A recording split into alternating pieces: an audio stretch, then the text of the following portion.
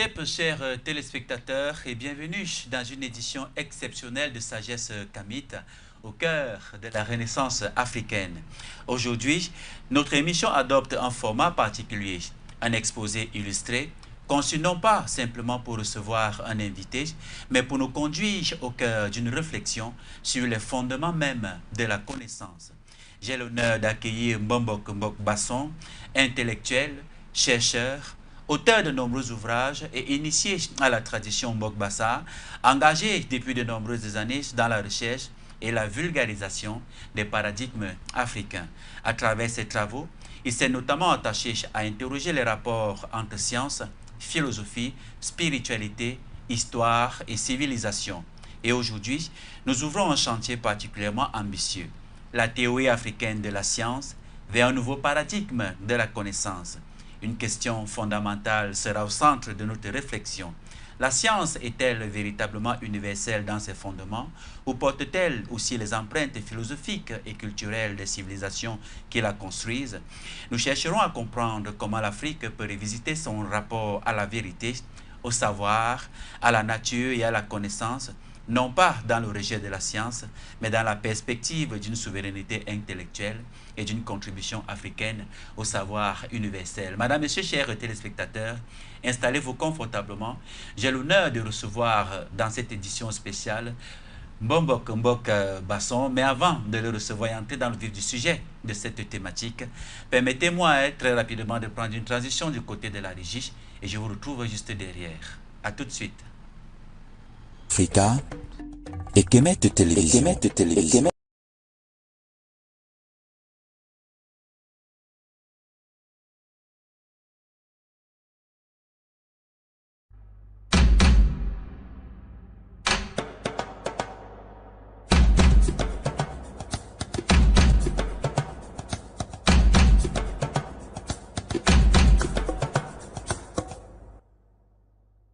Il existe des terres où le passé ne s'efface pas. Des terres où chaque souffle, chaque silence, chaque pas porte la mémoire d'un peuple. Le Bénin, terre de spiritualité, de royaume et de résistance vous appelle. Du 3 au 13 novembre 2026, Pas comme les autres vous ouvre ses portes.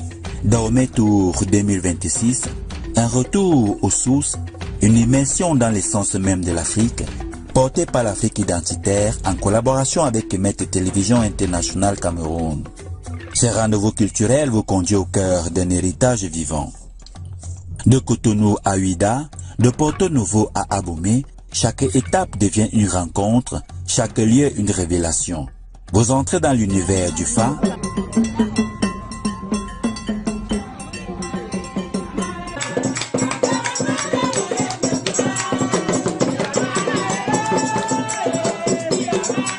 Une sagesse ancestrale, un langage sacré qui éclaire les chemins de vie. Vous marchez sur la route des esclaves, là où l'histoire a basculé, là où la mémoire parle encore à ceux qui savent écouter. Vous pénétrez la forêt sacrée de Passé, un espace chargé de savoir, un sanctuaire où le visible et l'invisible se rencontrent. À Abomey, vous plongez dans l'histoire des rois, vous ressentez la force de ceux qui ont résisté. Visitez également l'emblématique temple de Python de Ouida. Vous marchez dans les traces du roi Béanzin. Puis vient le moment de vivre, vraiment vivre. Camper sur le monument Amazon, symbole de courage, de dignité et de puissance. Toucher l'océan, ressentir cette vibration, celle d'un passé qui traverse le temps. Dahomey Tour, ce n'est pas un simple déplacement, c'est une expérience intérieure, une reconnexion, un éveil, un appel à se souvenir, un appel à comprendre, un appel à revenir à l'essentiel. Que vous soyez de la diaspora, afro-descendant ou en quête de sens, ce voyage est une porte ouverte. Une expérience rare, authentique, profonde. Les places sont limitées pour préserver l'intensité, la qualité, la vérité de chaque instant. Infoline.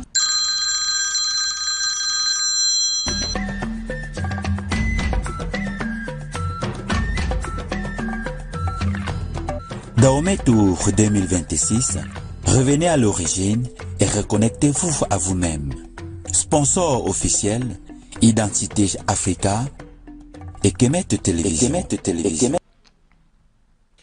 Ce n'est pas tous les jours qu'on reçoit le maître Mbok Basson. Vous comprenez mon agitation et mon émotion ce matin, n'est-ce pas, à l'occasion de cette émission Sagesse Kamit exceptionnelle. Alors Mbok, très heureux de te revoir sur le plateau de Kemet Télévision. Merci mon cher frère Nyamsi. Je suis très heureux d'être là une fois de plus parce que je joue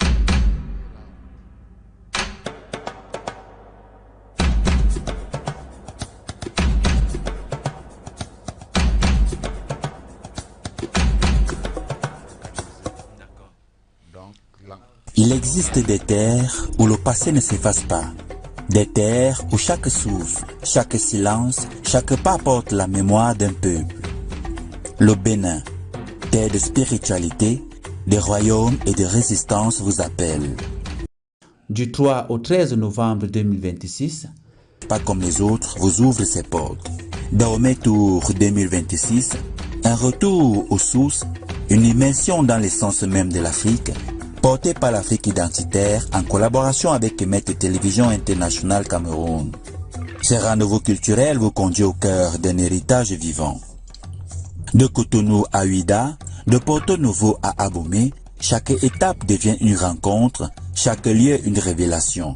Vous entrez dans l'univers.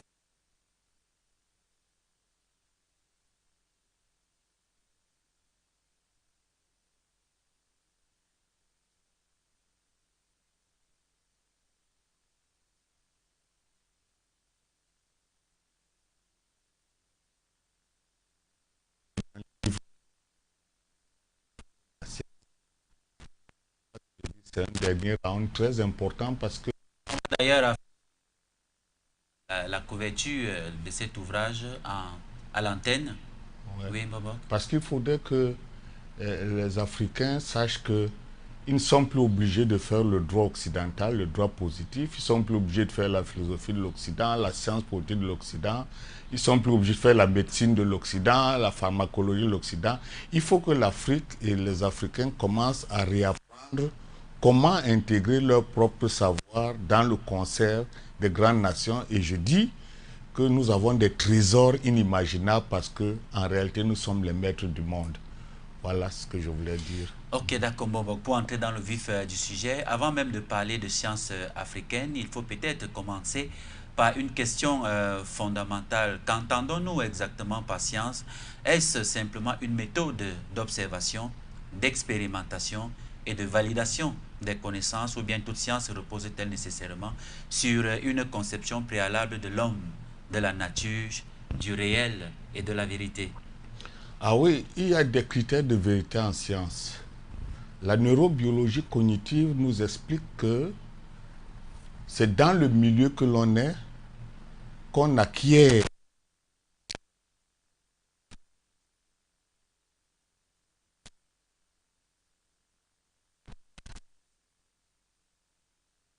on appelle ça bagage épigénétique.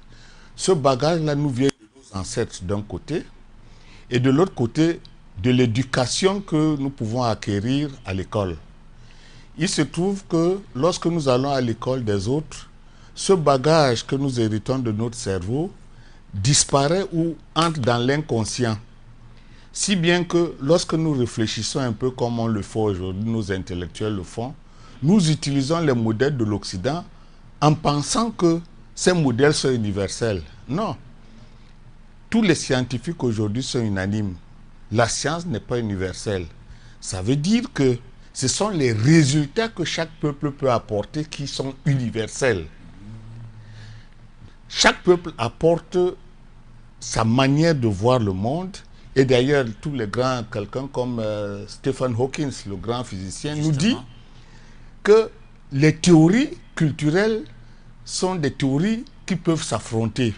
Et souvent, une théorie ancestrale peut dépasser la théorie que l'Occident propose. Il n'y a rien de carré là-dedans.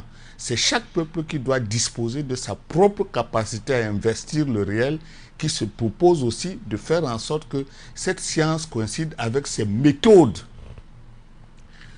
Parce que la science n'est rien sans la méthode. Or, la méthode, c'est la manière dont le cerveau interroge les objets et le réel. C'est la manière dont nous interrogeons la réalité. Je vous donne un exemple pour que vous compreniez bien. Si nous disons par exemple la démocratie comme un thème simple, la démocratie existe-t-elle? Qui l'impose? Les Africains avaient la démocratie. Cette démocratie était quoi? La palabre, où tout le monde s'asseyait pour débattre d'une chose. L'Occident est venu avec sa démocratie, c'est-à-dire chaque homme va au vote et on donne le sentiment que la démocratie, c'est le suffrage universel.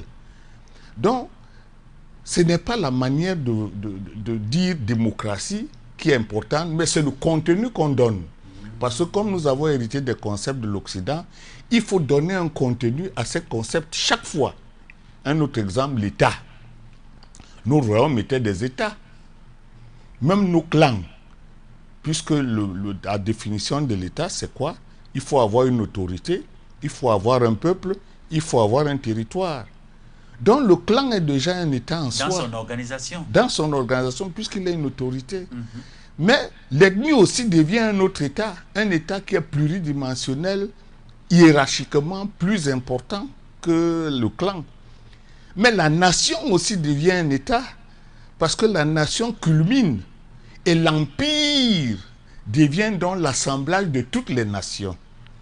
Or, ces nations-là en Afrique ne faisaient pas le suffrage universel. Pourtant, elles ont produit des grands empires inégalables, puisque dans l'Antiquité, l'Égypte pharaonique était la première puissance du monde. Au Moyen-Âge, l'Empire de Mali était la première puissance du monde. Entre le 12e et 13e siècle, par là. Voilà. Ce qui signifie donc qu'en réalité, nous devons chaque fois donner un contenu au concept que nous héritons de l'Occident. Je donne un autre exemple pour qu'on comprenne très bien. Quand nous disons par exemple que l'ordre et le désordre, qui sont aujourd'hui les méthodes d'approche de la science en Occident, on appelle la science la complexité, l'Africain appelait ça Horus et Seth. Horus, c'est l'ordre, et Seth, c'est le désordre. Donc du coup, il ne faut pas qu'on ait le sentiment que les mots que nous utilisons ou bien les vocables que nous utilisons ne sont pas scientifiques. Les Chinois n'ont pas besoin de savoir ce que les Français disent pour dire ordre et désordre. Donc nous avons été complètement assimilés à un modèle occidental qui a relégué au second plan toutes nos manières de penser de telle façon que on a autant d'intellectuels, mais on n'a toujours pas de constitution africaine, on n'a pas de droit africain, on n'a pas de sciences politiques africaines, on n'a pas de médecine africaine, on n'a pas de pharmacologie africaine. On ne peut pas faire un développement sans avoir pour soi-même. Les Arabes ne font pas ça. Les Chinois ne font pas ça. Les Japonais ne font pas ça. Chaque peuple développe son modèle juridique, son modèle économique, son modèle médicinal, et c'est ça qu'on appelle la culture. Et on a donc tort de faire en sorte que nos ministères de la Culture ne parlent que de danse, de théâtre, de lecture, j'allais dire, de livres, comme si c'était ça la culture. Donc, la culture, c'est aussi le droit, c'est l'économie, etc. La philosophie. Donc, nous devons produire nos propres contenus pour que ceux qui arrivent à l'école ne soient plus comme aujourd'hui. On termine le doctorat, mais on ne sait rien sur sa propre culture. Très important. Donc, il ne saurait avoir des démocraties universelles. C'est chaque peuple qui invente justement son modèle de démocratie, son modèle de l'État, et ainsi de suite, ainsi de suite. Voilà, nous allons prendre la première page justement de cet ouvrage à la régie. La première page de cet ouvrage, après la couverture.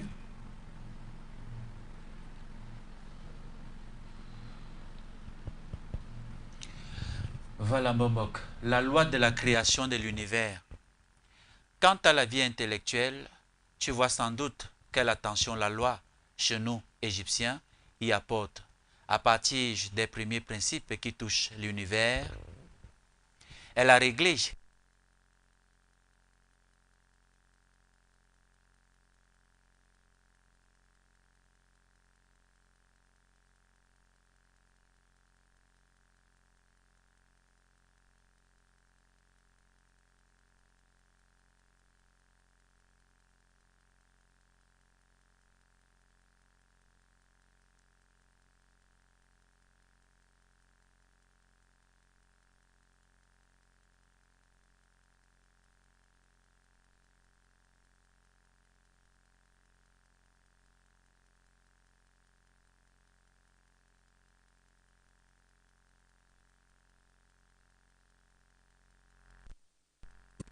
Fin.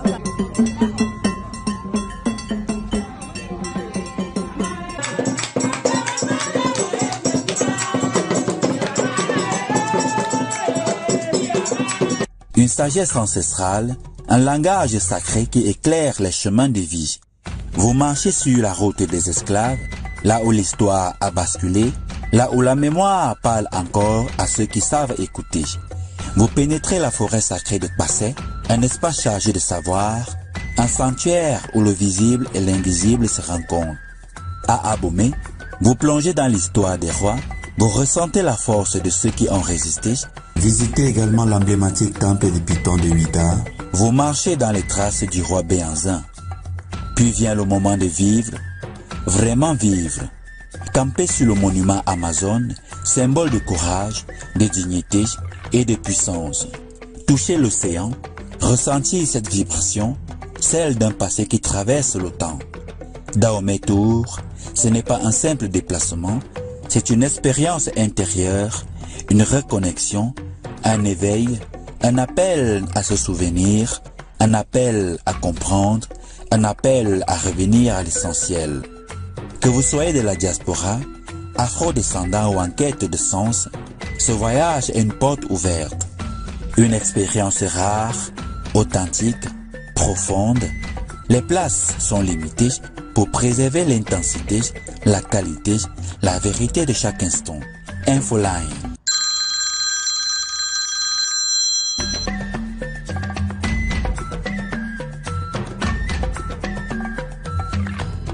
Dahomey Tour 2026, revenez à l'origine et reconnectez-vous à vous-même.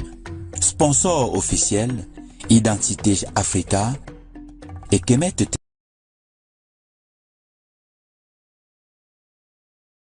Petit désagrément qui, j'ose croire, a été arrangé du côté de la technique. Merci infiniment. Oui, alors, Bogbasson, tu étais justement en train de disséquer le texte de Platon, qui est venu étudier en Égypte, comme tu le disais tantôt. Et alors, c'est un savant égyptien qui dit à Platon que avant toi, Solon était déjà là. Et nous lui avons bien expliqué, parce que Platon a écrit un livre qu'on appelle le Timée, dont le témoignage qu'il rapporte, c'est le témoignage de ce savant égyptien, qui dit qu'il existe une loi à partir de laquelle nous avons fait la divination, la médecine et toutes les connaissances qui s'en suivent de celle-là. L'enjeu pour moi, c'était de montrer que je n'invente pas. Il y a des textes qui montrent que les Égyptiens avaient le sentiment qu'il existe une loi dans l'univers. Cette loi-là, c'est ça qui me pousse à me poser la question, où vais-je la trouver? Parce que même l'Occident ne connaît pas la loi de l'univers. Aucun savoir occidental ne peut vous dire qu'il y a une loi de l'univers. Les Occidentaux savent qu'il y a des lois, mais ils savent qu'il y a des lois dans chaque science. Il y a les lois de la physique, il y a les lois de la chimie, il y a les lois de la cosmologie, il y a les lois de, j'allais dire même de la médecine. Chaque discipline a une loi. Mais l'Occident n'a jamais su qu'il y a une loi générale qui a commandé toute la création. Pourquoi? Parce que le modèle africain est fondé sur la cosmologie, c'est-à-dire que les premiers Africains ont réfléchi sur la naissance du monde, la genèse de l'univers. Parce que ce qu'il faut bien comprendre, c'est que c'est Einstein qui, pour la première fois, fait savoir, à partir de la théorie de la relativité, en 1905, il y a moins d'un siècle, qu'il existe une possibilité d'unifier l'ordre du monde. Or, les Égyptiens avaient déjà unifié l'ordre du monde il y a 20 000 ans, au moins. Ils ont unifié l'ordre de l'univers il y a 20 000 ans à partir de la science cosmologique et de la physique quantique, dont nous y étions déjà.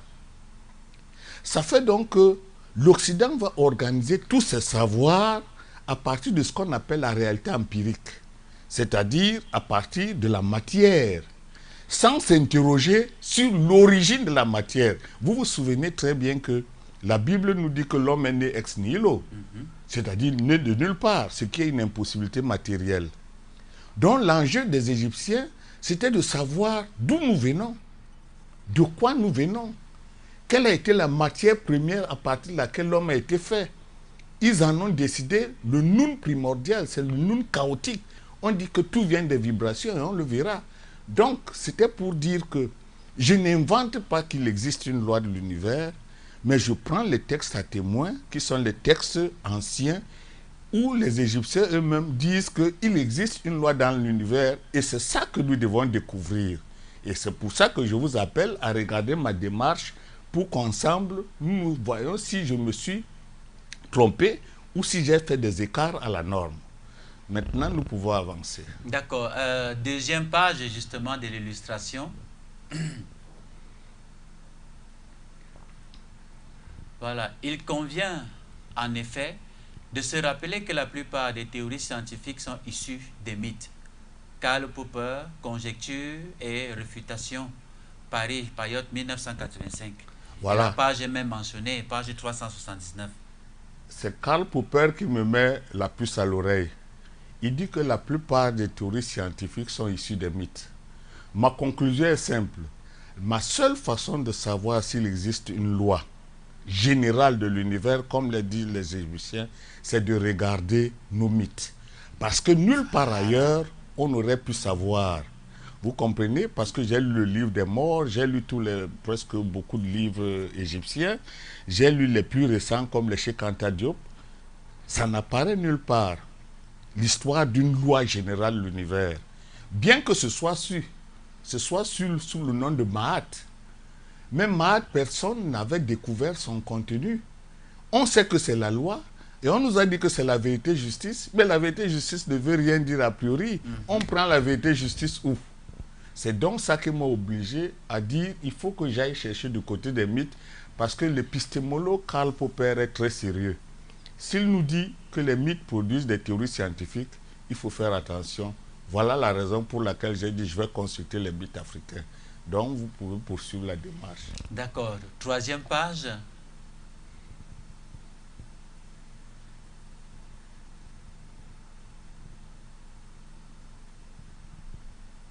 Troisième page. Chez les Bambara du Mali, il se trouve aussi que dans le vide universel se produit un mouvement, un tournoiement, Yang-Yang-Ti, qui contient en son sein Miri l'esprit. On note le mouvement, le tournoiement, dont la forme rappelle une spirale. Les Ashantis du Ghana partagent le même modèle. Webster Place signale qu'on rencontre souvent la spirale, symbole de la naissance et de la création, sur les ailes d'un oiseau ou sur la tête d'un animal. Alors, on a avancé.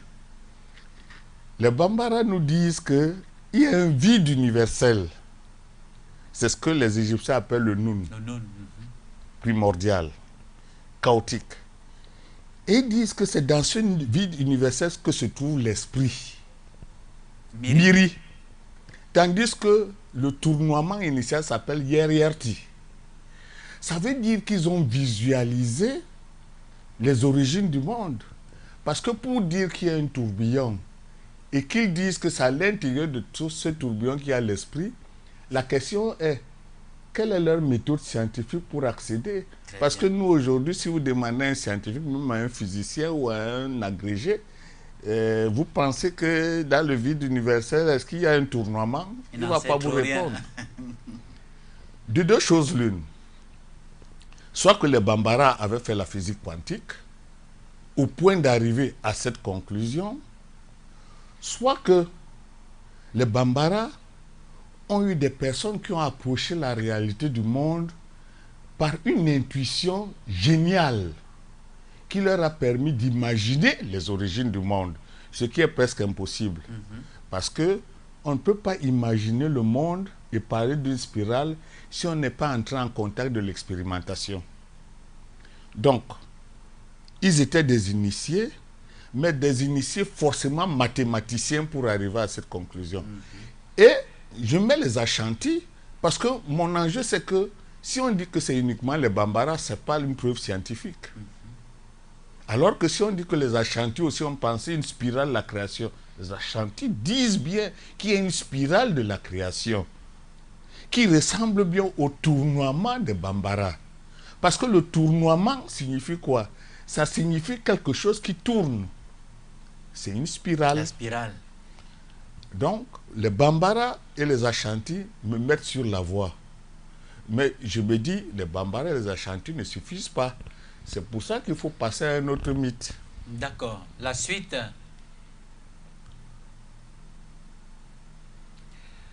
C'est Eugène Wonyu, dont le log. Bon, je lis le texte, c'est ça qui est le plus important. Tous les mythes africains de l'origine de l'homme partent soit d'un œuf, d'une spirale ou d'un néant qui subit les vibrations dues à des énergies cosmiques, lesquelles transforment cet œuf ou cette spirale en mouvement d'abord fermé, puis se déroulant jusqu'à s'ouvrir en laissant tomber un couple androgyne, homme-femme, lesquels, fécondés par l'apport de ces énergies nouvelles, donnent naissance à un rejeton. On entre dans la science. On a avancé physique quantique. Il dit qu'il y a des vibrations cosmiques. Ça, c'est un Bassa qui parle. Hein. C'est un initié chez les Bassa du Cameroun qui parle. Il y a des vibrations cosmiques. On n'observe pas les vibrations avec les yeux. Et de ces vibrations cosmiques, il y a une spirale qui est d'abord fermée et après qui s'ouvre. Soit c'est un œuf, soit c'est une spirale. Les précisions sont très claires. La connaissance de l'infiniment petit est claire. Les Bambara, les Ashanti, les Bassa savent très bien qu'il existe des vibrations cosmiques et ces vibrations, on ne peut pas les observer à l'œil nu. Donc ils ont des outils d'observation et d'interprétation de la réalité. Vous comprenez donc? Ça signifie que c'était des académies différentes.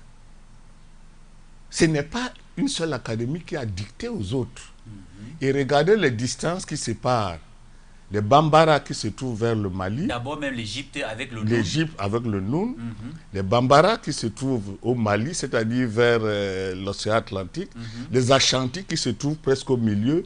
Et les Bassa du Cameroun qui se trouvent en Afrique centrale. On ne peut pas avoir 3-4 académies différentes avec qui vous disent tous qu'il y a une spirale qui tournoie ou bien qu'il y a des vibrations cosmiques et la spirale est fermée et après elle s'ouvre. Ça veut dire que la méthode d'observation de la nature, les outils de compréhension du monde et de la réalité sont de la physique quantique et de la cosmologie. Donc c'est pour dire que il y avait beaucoup d'académies en Afrique qui ont traité de la science la plus ancienne, mais en même temps de la physique quantique, de la cosmologie, alors qu'Einstein nous l'amène en 1905.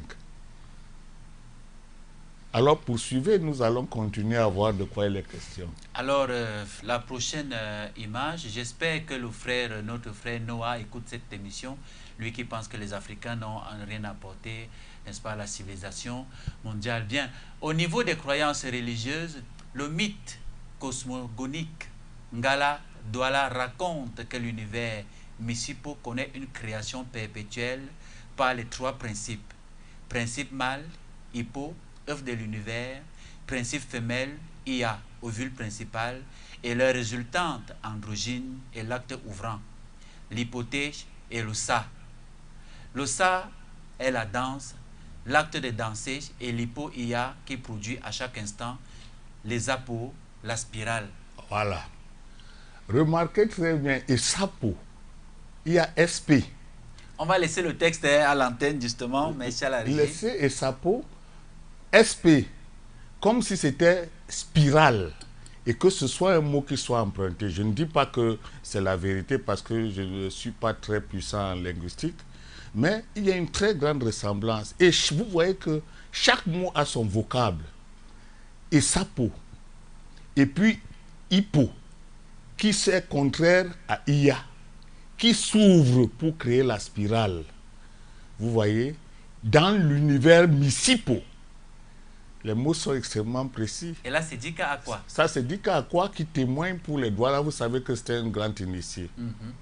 Alors, ce qu'il faut remarquer, la différence entre tous les autres mythes, c'est que ici, Dika à quoi nous dit qu'il y a 2 choses qui s'opposent. Et Sapo donne Hippo et Ia qui entraînent la danse, c'est-à-dire la spirale. Donc, Dika Aqua nous précise de manière claire que pour créer une spirale en physique, il faut 2 forces qui s'affrontent. Donc, 2 forces opposées qui s'affrontent. nous sommes clairement dans le modèle égyptien de Horus contre Seth. C'est-à-dire que c'est l'affrontement des contraires qui crée la spirale. Vous voyez? Tandis que les Asiatiques, il n'y a pas de spirale, mais il y a une juxtaposition, le yin et le yang. Ce n'est pas un affrontement, c'est une juxtaposition. Il faut bien faire la différence. Le yin et le yang se juxtaposent, se collent, tandis que les Africains disent que non, ça ne doit pas se coller. Ça doit s'affronter pour créer la spirale.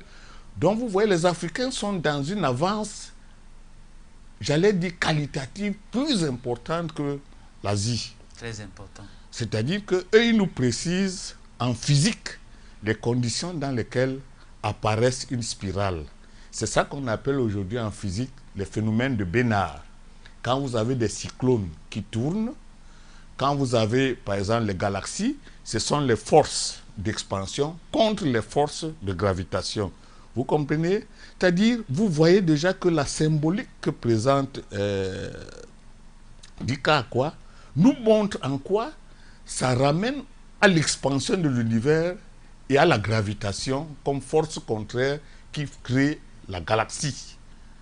Donc vous voyez, les forces extérieures s'accomplissent par rapport à ce que les forces de physique quantique disent.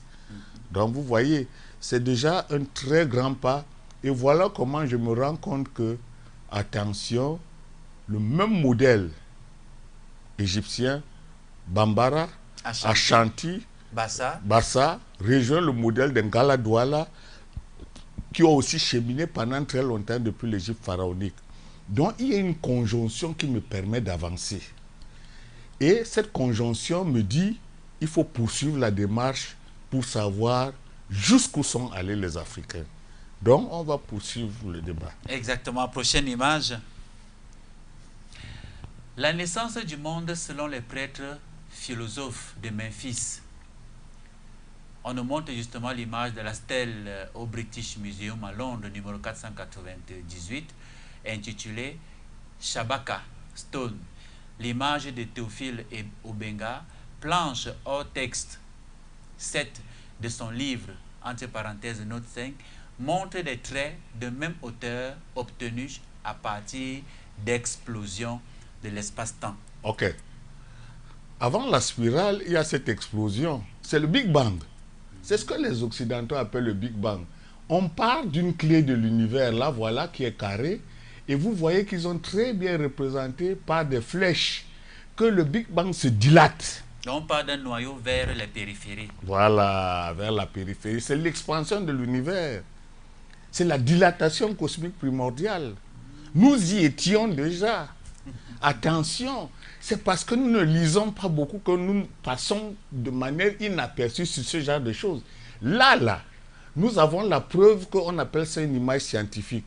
Nous avons la preuve que les Égyptiens ont bien représenté pour qu'on voit tous que l'univers est né à partir d'un concentré d'énergie qui progressivement s'est répandu dans l'univers et qui est devenu les planètes que nous connaissons aujourd'hui.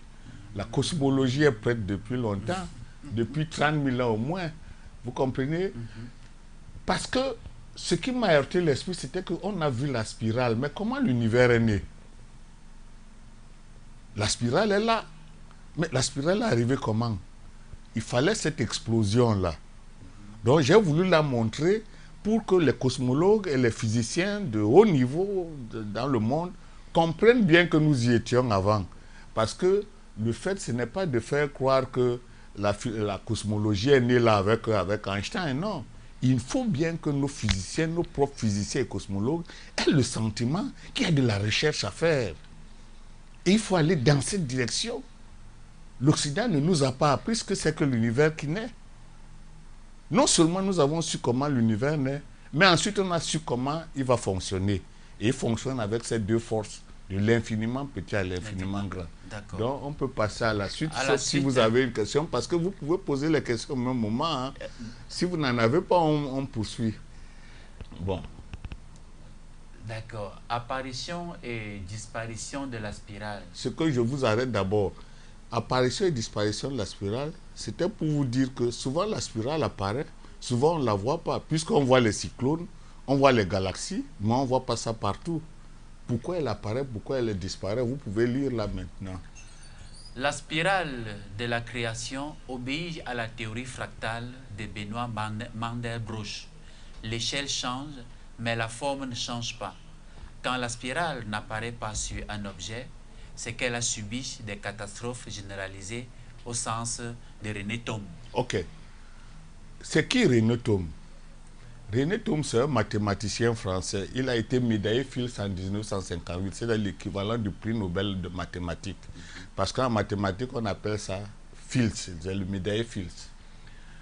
René Thom a étudié dans son livre qu'on appelle Stabilité structurelle, morphogénèse, les possibilités de naissance de l'univers mathématiquement.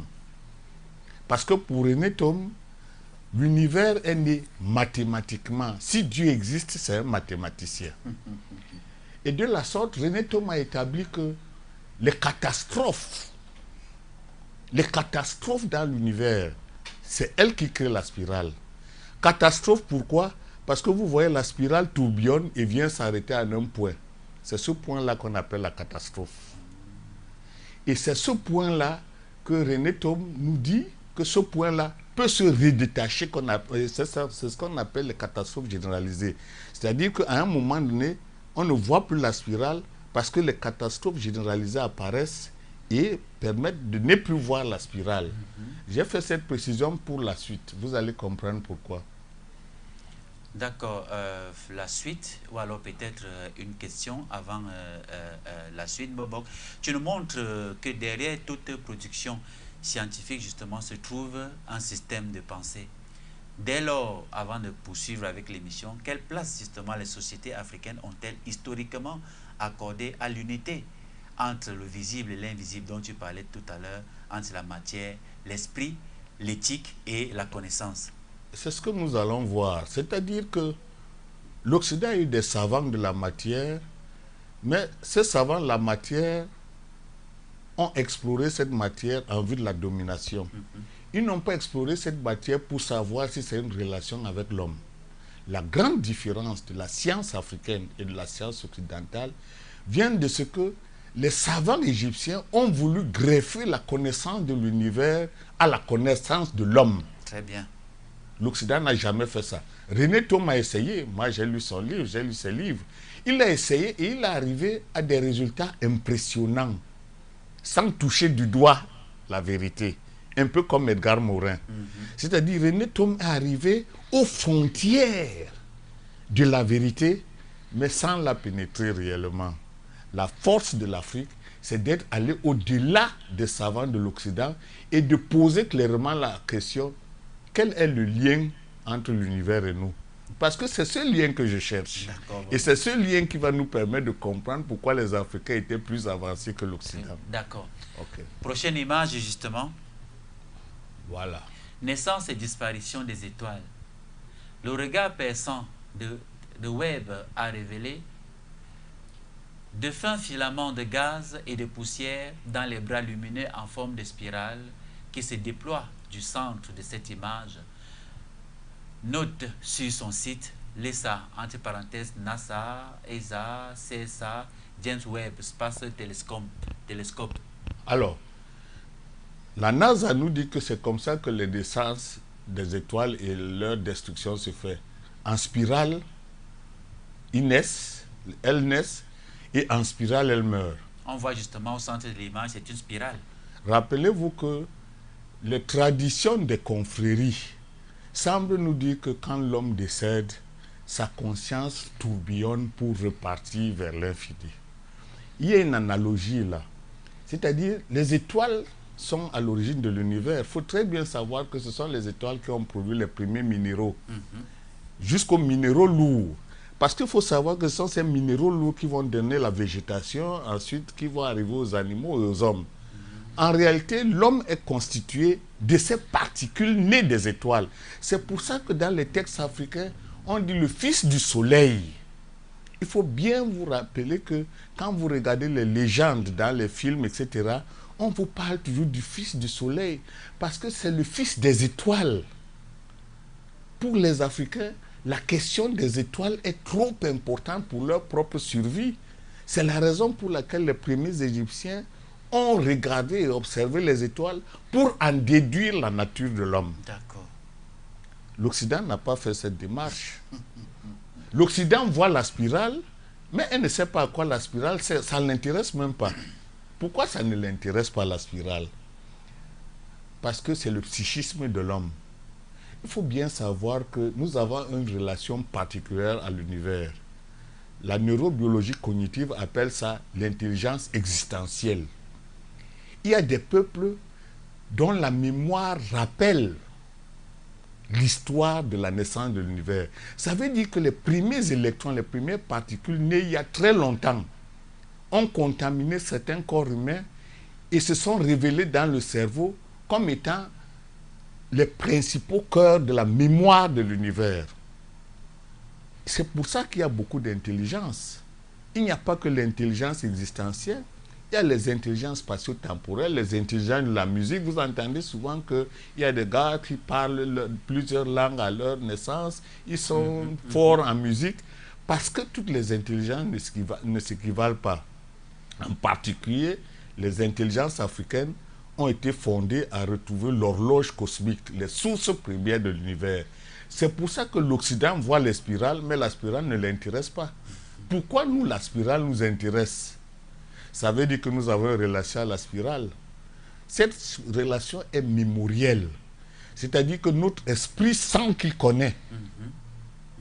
Notre esprit reconnaît la forme. Tandis que l'esprit occidental ne voit pas dans cette forme quelque chose qui l'intéresse. Ça veut dire que l'esprit africain est très ancien et très vieux. C'est pour ça que la question de l'esprit est très importante en science. C'est l'esprit qui redécouvre par lui-même, par sa propre réalité intérieure, qui reconnaît, il ne connaît pas, il reconnaît, et la science vient rendre possible cette reconnaissance. C'est pour ça qu'on ne peut pas parler de science sans esprit. C'est pour ça qu'il n'y a pas de science universelle a priori. C'est le regard qu'on a sur un objet comme la spirale qui vous permet de dire que mince, cette chose-là, je la connais. Et alors la science se met en marche pour dire, il faut que je revoie là où j'ai connu cette chose. Donc c'est une démarche intérieure de l'esprit qui crée la science. Vous avez bien compris. Très bien, Bobo. Voilà. On poursuit à la régie. Effondrement des étoiles et libération des atomes lourds de la création. Voilà. Toute la création commence là. C'est-à-dire que les premiers atomes qui naissent dans l'univers, ce sont ces atomes qui vont créer l'homme plus tard. Parce qu'il y a une unicité de la loi. Ce sont les étoiles qui sont nos ancêtres réels. C'est-à-dire qu'ils ont créé les minéraux, et ces minéraux-là, se développant, sont devenus des cellules. Ces cellules se sont développées pour devenir des micro-organismes, les premiers micro-organismes nés il y a 4 milliards 500 millions d'années à peu près. Et ces micro-organismes ont donné naissance à aux premiers animaux qu'on appelle les protozoaires et tout ça. Et de ces protozoaires sont nés les animaux multicellulaires. Et des animaux multicellulaires, on est arrivé jusqu'à l'homme. Donc, nos maîtres, c'est les étoiles. En réalité, on peut même dire que les étoiles ont le programme de vie de l'homme. On peut même dire que les étoiles ont une cognition, c'est-à-dire qu'elles avaient le programme sur la naissance de l'univers et savaient avant nous tous ce que serait l'homme. Et c'est comme ça que l'homme apparaît à l'existence. D'ailleurs, c'est pour ça que c'est le soleil qui contrôle la vie de l'homme, puisque nous dormons en fonction des radiations solaires. Quand le soleil va se coucher, nous aussi sommes obligés d'aller se coucher.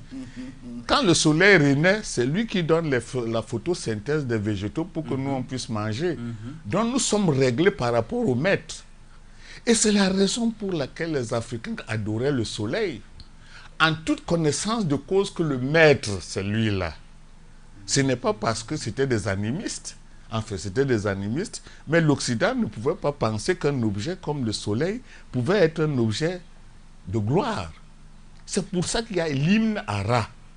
Ra, en Égypte ancienne, c'est le dieu soleil. Ra, on lui voue des cultes. Mais ces cultes n'ont pas pour objectif de parler de Dieu.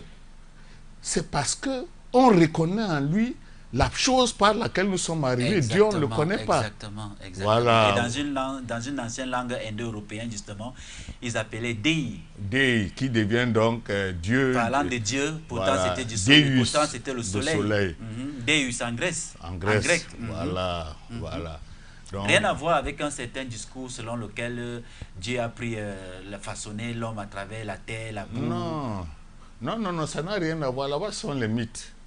Parce qu'il faut très bien comprendre que les Égyptiens avaient chaque fois pour objectif que ceux qui ne comprennent pas, ils leur donnent un discours, mais ceux qui comprennent ont tout un autre discours. Parce que tout le monde ne peut pas être au même niveau de la connaissance. Donc les mythes ont eu pour objectif de satisfaire la clairvoyance de ceux qui voulaient savoir quelles sont leurs origines, mais les scientifiques purs savaient quelle est leur relation au soleil. C'est la raison pour laquelle c'était les savants qui criaient ces hymnes, etc., pour que l'homme du commun des mortels comprenne sa relation au soleil. Mais en réalité, c'était une affaire cosmologique. On savait que c'était les atomes lourds qui sont à l'origine des humains. Vous comprenez maintenant? Donc nos ancêtres, en réalité, sont ces étoiles-là. Ce sont les maîtres du monde. Et un mage ivoirien, Mage Voilà.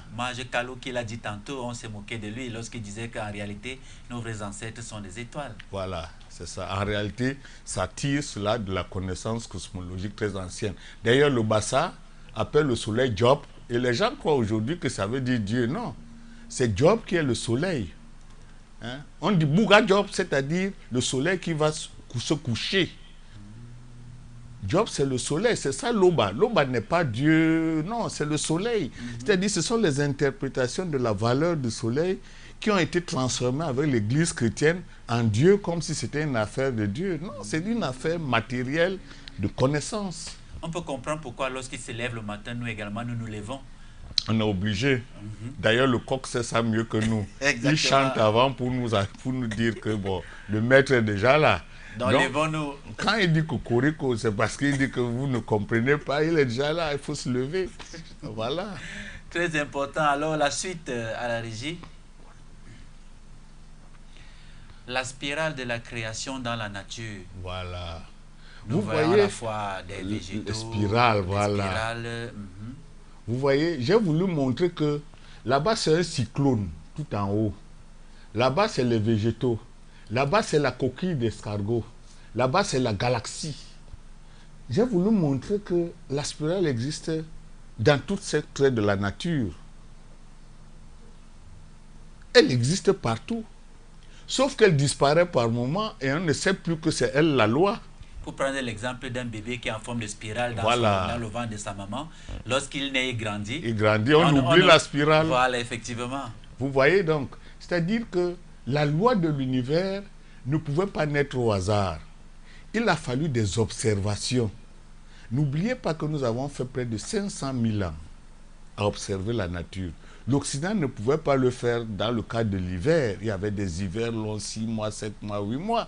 Donc il n'a jamais eu la nature devant lui pour comprendre les lois. La glaciation biomien qui a duré près de 100 000 ans. Voilà, voilà.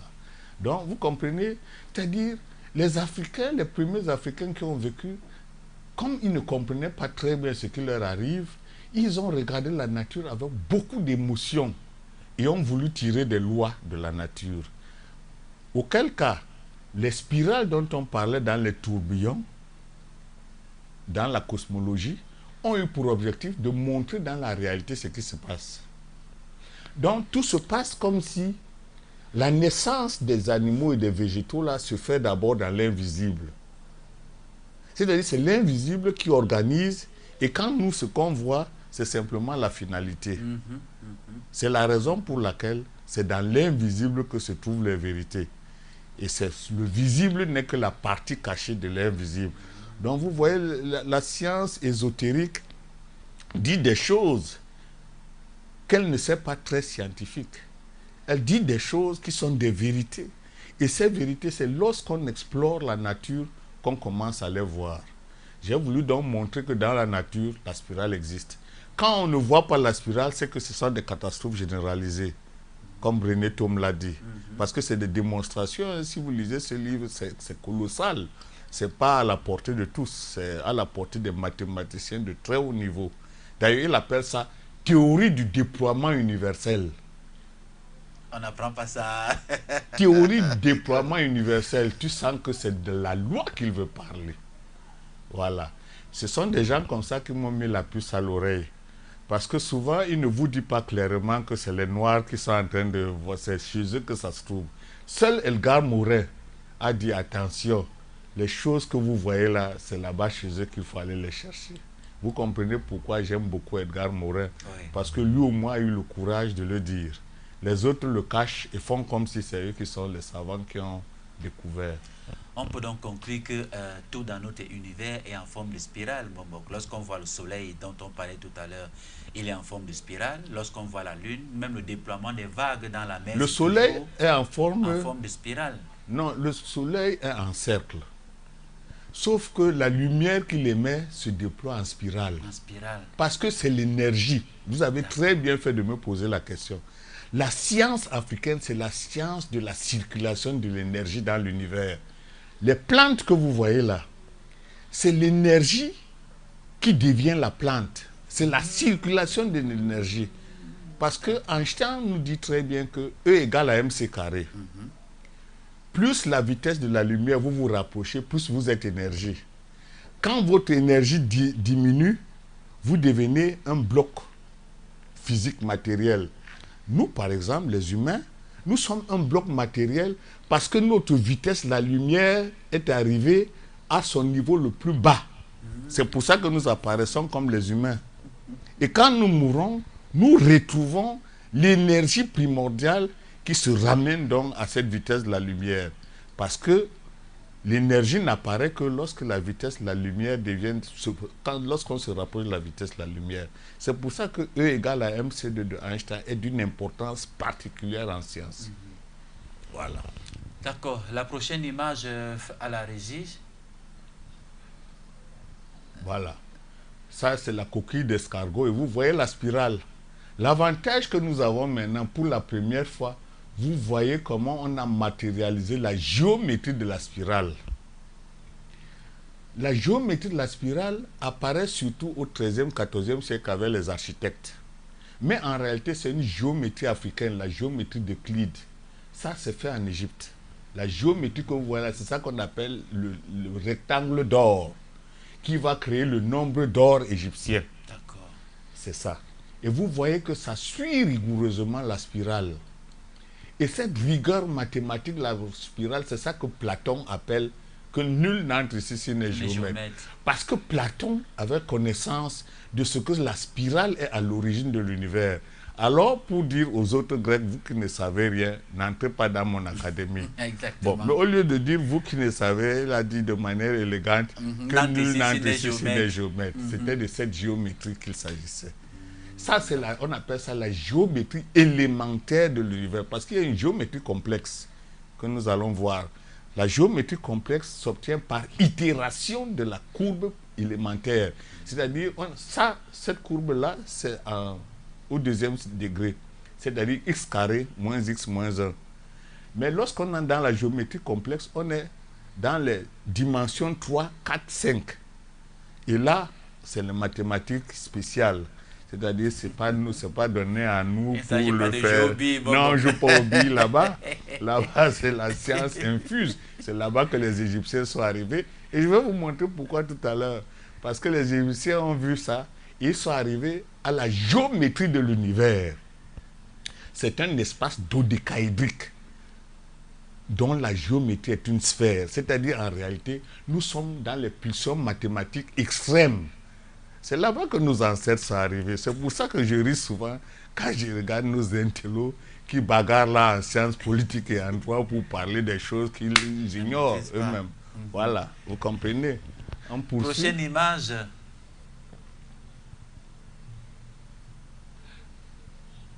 Voilà, vous avez là la galaxie, notre galaxie, la Voie lactée.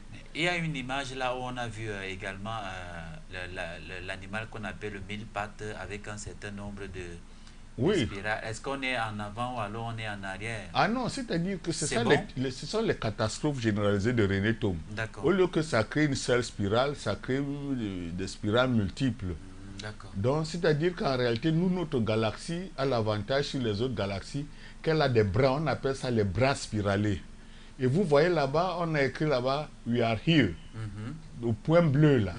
C'est-à-dire, c'est nous ici, le système solaire. Vous voyez, le système solaire est une poussière. C'est-à-dire, en réalité, nous ne sommes rien. Un grain de sable. Un grain de sable. Mais nous bavardons plus que les autres. Vous comprenez?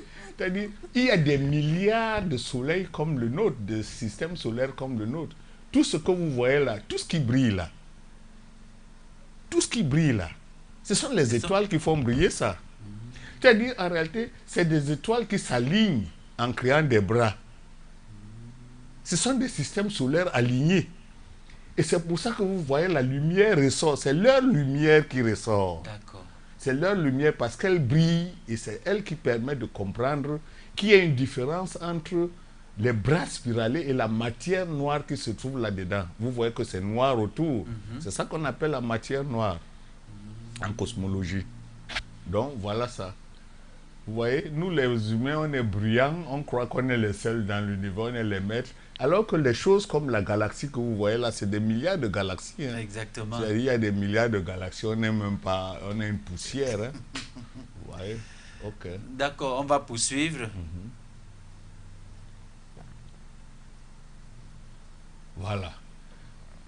Donc, la même géométrie n'a pas été uniquement appliquée aux étoiles, mais elle a été appliquée aussi à la galaxie. Ça, c'est une galaxie. J'ai oublié son nom, ça doit être la galaxie Tessier. Mais vous voyez que rigoureusement, la spirale est dessinée à l'intérieur. C'est ça qu'on appelle la théorie fractale. C'est-à-dire, la théorie fractale, l'échelle change, mais la forme ne change pas. C'est-à-dire, une petite coquille a la spirale, mais une galaxie a aussi la même spirale. C'est ça que Benoît Mandelbrot a appelé fractale. Et cette fractale, cette théorie fractale, c'est elle qui nous permet aujourd'hui de comprendre pourquoi les Africains, par essence, dessinent des lignes géométriques dans les tresses, etc. C'est-à-dire, nous sommes par essence géométriques. L'Africain dessine par essence. Son esprit connaît la géométrie. Ce n'est pas l'Occident qui nous a enseigné la géométrie. La géométrie est dans nos gènes. Vous comprenez? La géométrie est dans nos gènes. C'est-à-dire que notre esprit fonctionne géométriquement, mais on n'en a pas conscience. Voilà. On n'en a pas conscience parce que l'école où nous sommes allés a fait oublier nos traditions. Si nous enseignons nos traditions à nos enfants, les choses comme ça seraient déjà sues. Mais on croit que c'est étranger à nous. Voilà notre galaxie. Vous voyez, c'est toujours la métrique de l'univers. Vous pouvez poursuivre. Là-bas, une autre... la prochaine image. Voilà. La voilà les deux forces. Création dans les galaxies avec les deux forces. Voilà, vous voyez très bien, c'est comme le volant d'une voiture. Vous voyez la première force en bas et vous voyez la deuxième force en bas. Donc, la galaxie rote parce que les deux forces s'affrontent, c'est comme le volant d'une voiture. Hein. Quand vous tournez, voilà, et à droite. C'est comme ça que fonctionnent les galaxies. Donc, on peut poursuivre rapidement. D'accord, prochaine image. Voilà. La loi de la création. La loi de la création. Vous voyez donc comment l'enfant est grandement couché dans le ventre de sa mère. En forme de spirale. En forme de spirale, avec les mêmes mesures. Vous comprenez? Vous comprenez maintenant que la loi de la création est la même à toutes les échelles. De l'infiniment petit à l'infiniment grand. Et c'est ça donc qui est la loi qui va permettre de créer la théorie.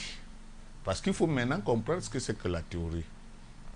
La différence entre la loi et la théorie vient de ce que la loi programme ce qu'on appelle des analogies dans les choses qui se ressemblent. On appelle ça le phénomène de l'induction. La méthode de l'induction en science, c'est celle qui dit, comme je trouve ça ici, comme je trouve ça là-bas, comme je trouve ça là-bas, un peu comme j'ai dit dans le mythe Ashanti, le mythe Bambara, etc. Ça veut dire qu'il y a un problème. Donc, comme on trouve ça partout là, c'est la loi. Mais il faut qu'elle devienne une théorie. Pour qu'elle devienne une théorie, il faut lui donner l'enchaînement mathématique qu'il faut. Parce que ce qui fait la théorie, c'est sa force calculatoire. C'est-à-dire qu'il faut que la théorie permette de prédire. Et pour qu'elle soit capable de prédire, il faut avoir une suite d'équations qui permettent de prédire. Exactement. C'est pour ça que j'ai parlé de la théorie scientifique. La théorie africaine de la science. Mais avant, c'est la loi. D'accord. Avant, c'est la loi. Parce que je me rends compte que cette loi est partout. Et je peux donc dire que c'est une loi de la nature, puisque sa représentation partout n'est pas gratuite. Exactement. Voilà. On peut poursuivre. Ok, prochaine image. La circulation de l'énergie universelle. Voilà. L'image que vous voyez, j'ai demandé à un monsieur, un économètre qui se trouvait, qui est en France, qui a eu son doctorat, qui enseigne à l'université de Marianne Gouabi, s'appelle Swadi, Ange Swadi, et je profite pour lui rendre hommage.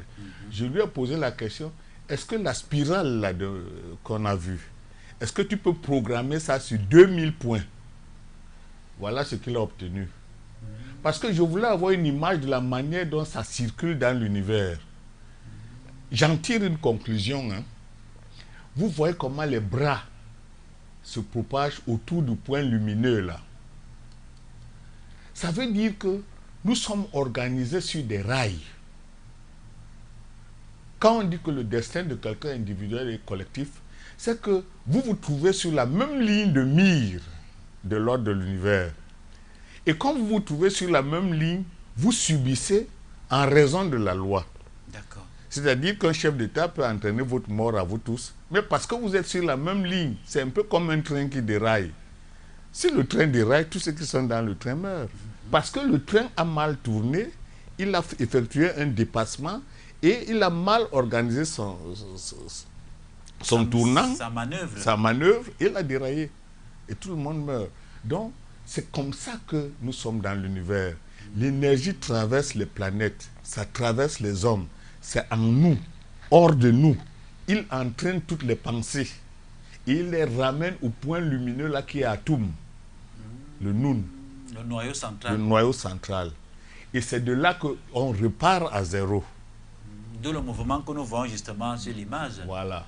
C'est-à-dire que la conscience humaine, lorsque le corps s'est éteint, se ramène à la conscience initiale. C'est pour ça que les gens, les églises, les religions disent on rencontre Dieu.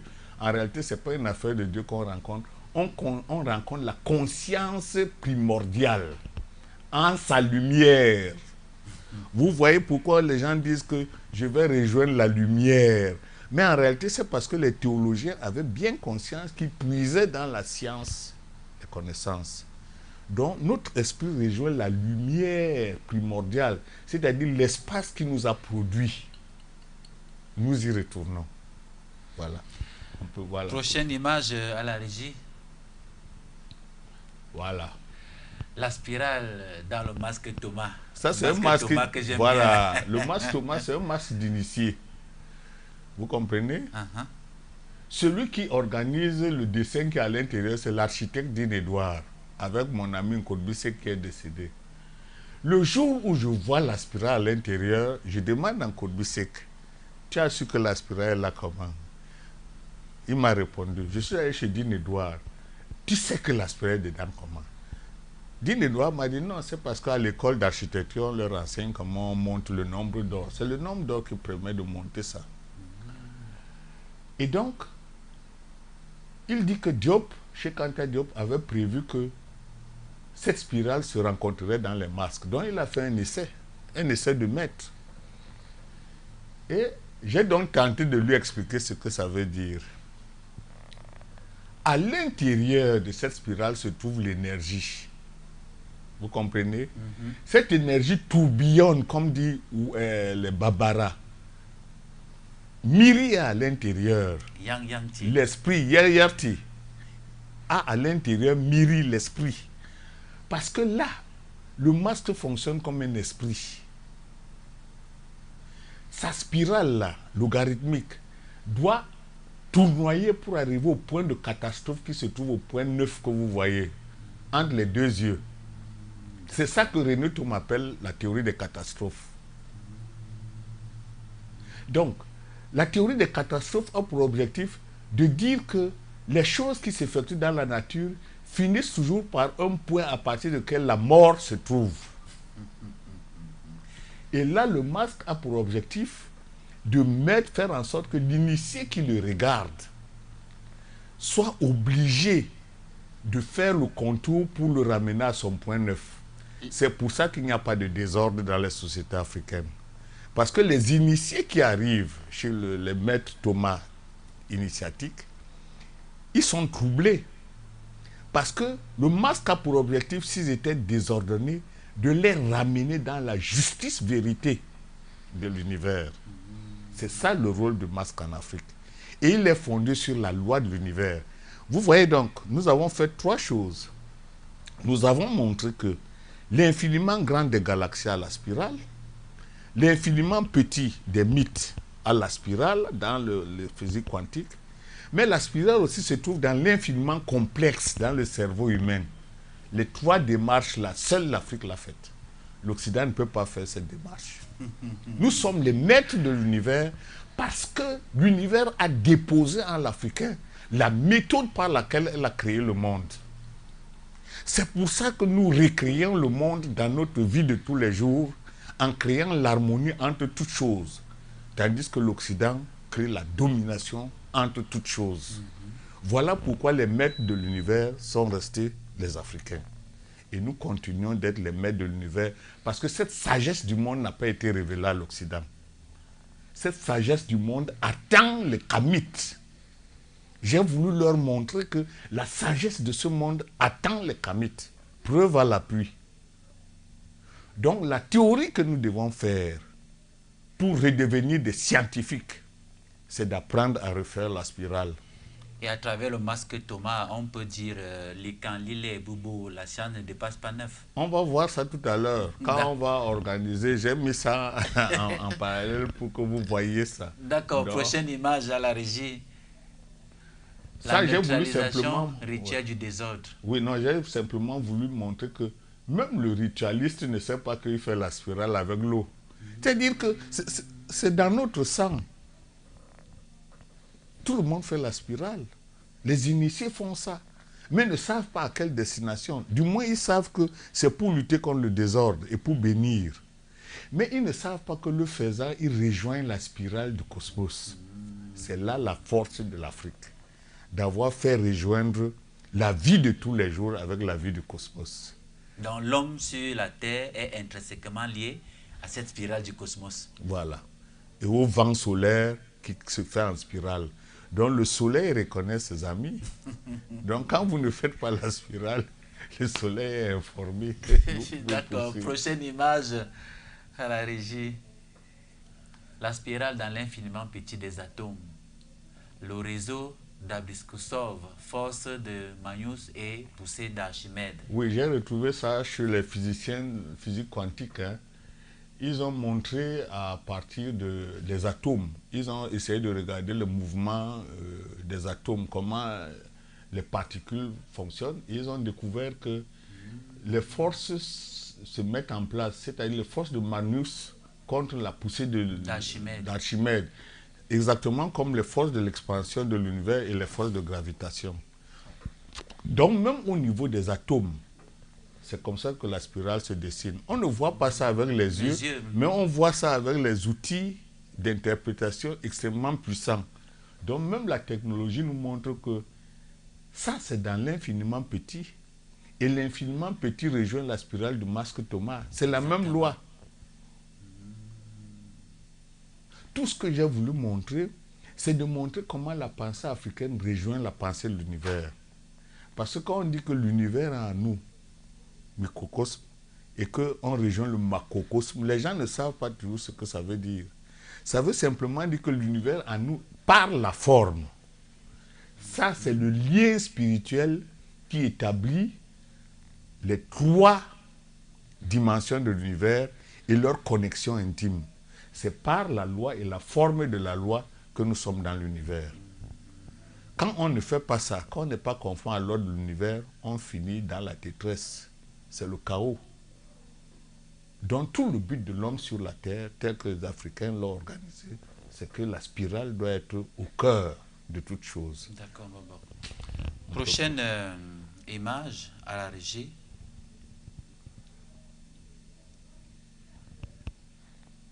Bon, voilà. Voilà votre enfant qui naît. Regardez la première forme là-bas. Première semaine. Première semaine, c'est la spirale. Vous voyez? Il se met en place progressivement autour de la spirale. Il commence par un point en Voilà, forme de spirale. en forme de spirale. Troisième semaine. Dans les livres de la rose qu'on retrouve cette forme-là, ils vous disent toujours la spirale, la création, mais eux-mêmes, ils ne savent pas trop bien. Hein. Ils ont puisé tout ça en Égypte. Donc voilà. Voilà comment l'enfant apparaît. Donc la spirale, la création est une affaire que nous maîtrisions depuis. D'accord, bon, prochaine image à la régie.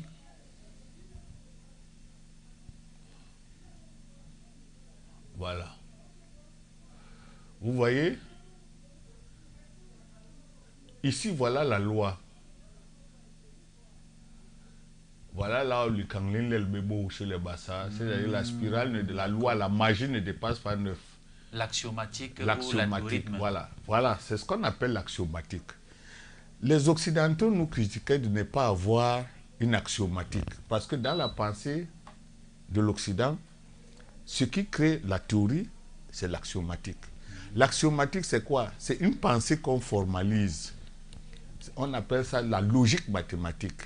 Les logiciens des mathématiques savent très bien qu'il faut formaliser. Donc Descartes avait formalisé le discours de la méthode par l'axiomatique. Nous, voilà l'axiomatique africaine. C'est en même temps ça l'algorithme de l'esprit. Les neurobiologistes appellent ça l'algorithme. Tandis que les mathématiciens parlent l'axiomatique. Et les Africains, plutôt les philosophes, parlent de paradigme. C'est le même mot. C'est le même mot qui apparaît selon les disciplines. Chez les Edgar Morin, sociologues, etc., on parle de paradigme. Ici, on parle d'axiomatique chez les mathématiciens et on parle donc d'algorithme dans la neurobiologie. La même spirale qu'on a vue tout à l'heure sur le masque Thomas. Là, voilà. Là, voilà. Sauf qu'ici, elle est géométrisée, elle est mathématisée pour devenir une axiomatique, pour devenir une théorie. Voilà. D'accord. Voilà, voilà. Donc, la droite que vous voyez qui est très longue là, c'est Horus. Et vous voyez l'autre droite qui est au milieu là, c'est Seth. Seth et Horus s'entrecroisent, alors que le yin et le yang s'est juxtaposé. Ici, ils s'entrecroisent. Ils s'entrecroisent parce que c'est ça qui permet à la spirale d'être en mouvement. Voilà. Et donc, la croix en C, la croix de Jésus, elle vient de là. C'est une opération purement mathématique. Ah, d'accord. C'est pas ce qu'on voit là, ils ne savent pas pourquoi ils font ça, mais c'est une opération mathématique. C'est-à-dire, on vous dit dans l'église chrétienne qu'il porte le supplice de la croix. Le supplice de la croix, c'est tout simplement que Seth est constamment en train de fatiguer les gens. Donc, c'est le supplice de la croix, c'est le fait que Maat, la spirale, transforme les forces de Seth en une spirale. Voilà. Exactement. Prochaine image à la régie.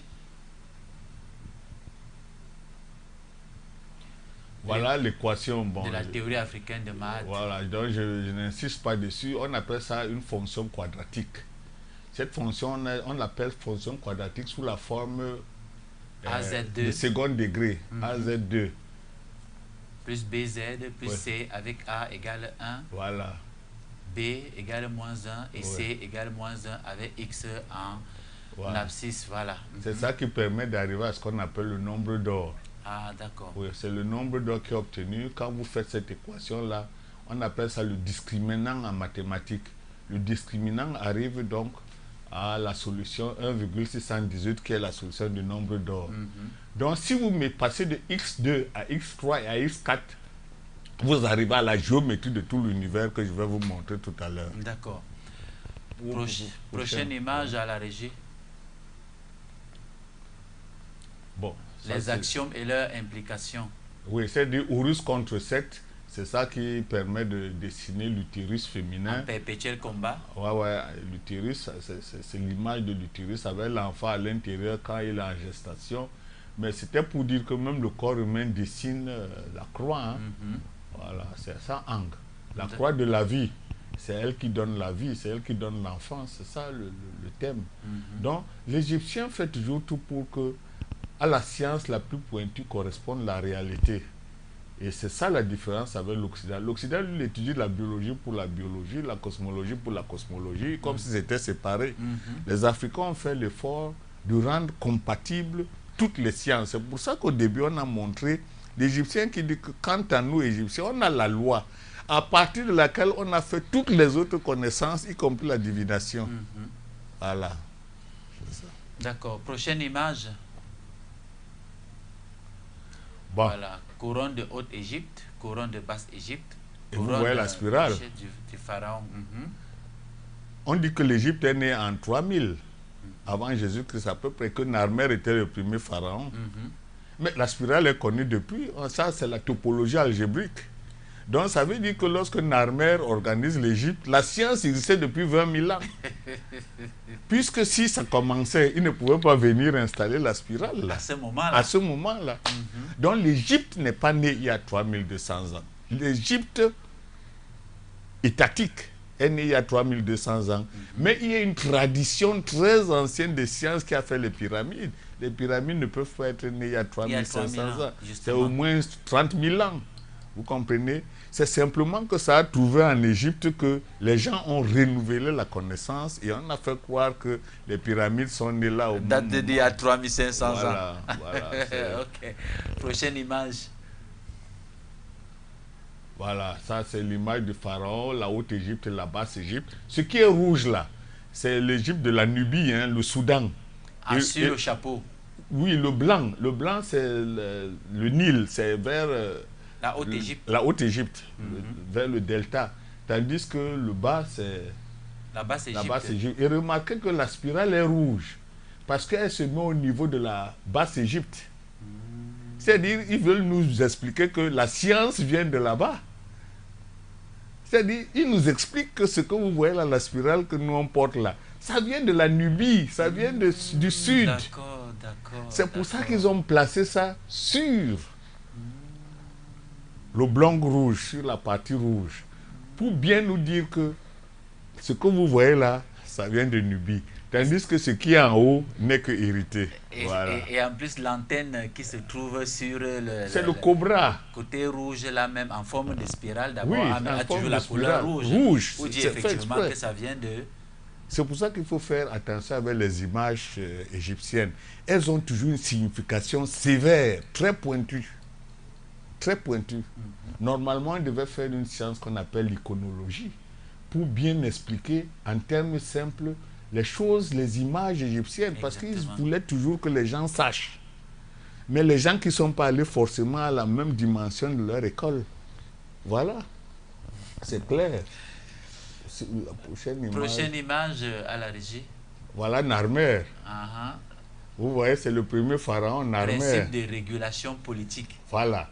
Il faut faire l'État comme on fait la spirale. C'est pour ça qu'il y a Haute et Basse Égypte. C'est Horus et Seth. Maat doit faire en sorte que la Haute-Égypte et la Basse-Égypte, qui sont en confrontation permanente, entrent en harmonie. Pour qu'il y ait l'ordre. Pour qu'il y ait l'ordre. Parce qu'ils ont découvert que plus l'État est très important et très grand, plus les difficultés de mise en forme des homogénéités est très compliquées. Donc, en créant la Haute-Égypte, la Basse-Égypte, ils font ça à l'image d'Horus et de Seth. Vous comprenez? Parce qu'il est plus facile de gouverner quand il y a deux États formels. C'est pour ça que ça nous enseigne aujourd'hui.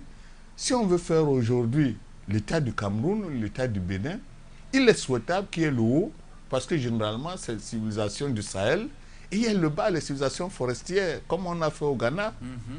Mais simplement, il faut donc que les deux soient couronnés par un super chef, mais en laissant les autonomies entre les deux. Très bien. Alors, vous voyez la relation directe entre la connaissance historique et la connaissance actuelle. D'où la décentralisation. D'où la décentralisation. Mais attention, là-bas en Égypte, il y a d'abord la décentralisation étatique, mais ensuite il y a les noms, les villages qui sont autonomes. Exactement, on pourrait faire ça au Cameroun, en disant le nord du Cameroun sahélien et le sud forestier. Mais à l'intérieur du sud, Il y a les clans, on organise ça en région. Mais qui sont bien organisés bien également. Organisés. Et là-bas aussi, au nord, on organise les mêmes choses. Mais il y a un vice-président, il y a un président avec 2 vice-présidents qui gouvernent chacun leur zone. Et ensuite, il y a les normes qui fonctionnent. Voilà. C'est très important, Bombok. Alors, prochaine image à la régie. La symétrie des lois dans l'univers. Cette vision de l'univers s'appuie sur 2 fondements. La foi en la suprématie des lois systémiques, symétriques autant pour moi, qui prévoit cependant les résultats asymétriques et la continuité du substrat sous-jacent de l'espace-temps. John Barrow. John Barrow. Pourquoi le monde est mathématique? Il nous dit... Pourquoi le monde est-il mathématique? Est-il mathématique? Donc, il a compris. Il a compris. Il a compris. Il dit qu'il faut la symétrie Horus 7. Mais attention, il dit, au-dessus de la symétrie, ça peut être asymétrique, c'est la spirale. La spirale, parce qu'au début, Horus est égal à 7. Mais après, Horus doit dépasser 7 pour que la spirale entre en jeu. Donc vous voyez, les astronomes, c'est un astronome, mathématicien, les astronomes actuels disent que le monde est ainsi fait. Les Égyptiens avaient fait ça depuis. Nous y étions depuis. Mais il pose une question quand même fondamentale qui peut même faire l'objet de toute une mission. Pourquoi le monde est-il mathématique? Elle est très très profonde. Oui, il a expliqué. Moi, j'ai son livre. Et pourquoi le monde est-il mathématique? Il est fait par les lois de symétrie. Et je vais vous montrer les lois de symétrie tout de suite. D'accord, bon. Prochaine image. La neutralisation du désordre. Le but, avant que vous lisiez, le but ultime de la pensée africaine, c'est qu'il faut neutraliser le désordre en tout temps. 7. L'Occident laisse prospérer le désordre. D'ailleurs, il crée le désordre pour prospérer lui-même. C'est-à-dire, il est capable de faire en sorte qu'il te bombarde, les choses se gâtent, mais lui, il prospère pour sa domination. L'Afrique interdit le désordre. Ça fait que depuis le clan, depuis l'ethnie, toute chose qui est désordonnée est bannie. C'est ça la sagesse du monde. C'est pour ça que les initiés avaient pour objectif de neutraliser le désordre. Maintenant, vous pouvez lire. Et c'est pourquoi le principe même de la Mahat commence par l'ordre. L'ordre. Avant même la justice. Voilà. Mais est-ce que le désordre n'est pas aussi utile, Bombok? C'est ça ce que ça veut dire. Oui, voilà. Parce que sans le désordre, on ne connaîtra pas que l'ordre est l'ordre. Voilà. En réalité, la vraie formule, c'est de dire on lutte avec et contre le désordre. D'accord. C'est-à-dire, la théorie, c'est que il faut faire avec le désordre et contre le désordre. Parce que c'est le désordre qui vous montre que vous avez mal fait. D'accord. Voilà. On revient à l'image.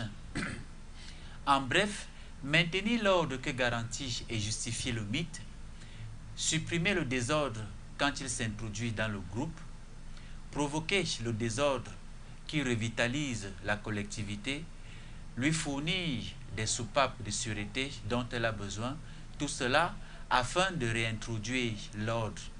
C'est au fond toujours la même opération, et c'est de ce côté que réside la principale fonction du rite. Voilà. Vincent Thomas. René Luneau. Luneau. Il a travaillé sur la terre africaine et ses religions. Il arrive à la conclusion que c'est ceux-là qui ont vu. C'est-à-dire que le désordre doit être régulé. C'est la fonction du rite. L'initié est là pour que le monde marche bien. C'est ça la sagesse du monde qui a manqué à l'Occident. L'Occident n'a pas philosophé parce qu'il ne sait pas ce que c'est que le désordre. L'Occident est prêt à mettre le désordre partout. L'Africain cherche à mettre l'ordre partout. Vous voyez la différence de philosophie. Il n'y a pas match. Il n'y a pas match. Nous sommes les maîtres du monde. Il n'y a pas match.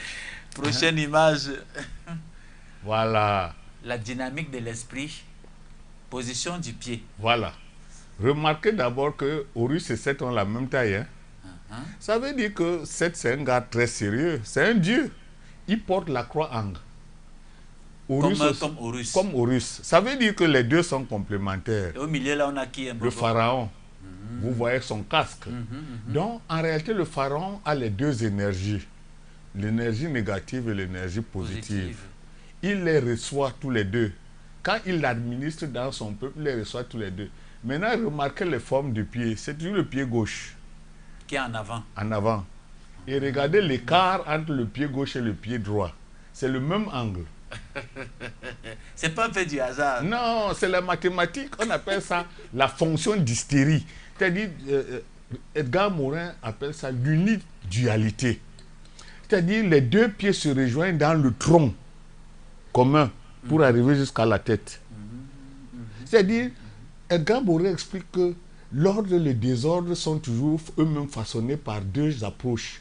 Il y a toujours ce qui est ordre, ce qui est désordre, mais le tout se rejoint sur le tronc commun pour créer l'unidualité. C'est pareil pour le pharaon. Le pharaon reçoit, Horus, il reçoit 7. Il reçoit les deux énergies. Il reçoit les deux, mais il faut qu'il fasse Mahat. C'est-à-dire, il reçoit les deux, il faut qu'il fasse Mahat. Donc, il reçoit également les deux en tout moment de sa vie. Et il recycle cette énergie justement pour faire... Oui, il doit donner la justice. Exactement. Il vient vous présenter, il dit que vous avez fait quoi, vous avez fait quoi. L'affaire là, non, c'est pas compliqué. Bon, comme on a fait ça, il faut qu'on remette Mahat en place. C'est pour ça qu'il reçoit les deux énergies. Personne n'est plus que l'autre au début. Mais vous allez voir dans la prochaine image. Et vous remarquez la deuxième chose, c'est que vous voyez que la tête est celle d'un animal. Pour ce qui est de Seth et pour ce qui est de Horus, c'est également un oiseau. C'est un faucon, c'est le faucon pèlerin. Mais il est dans un corps humain.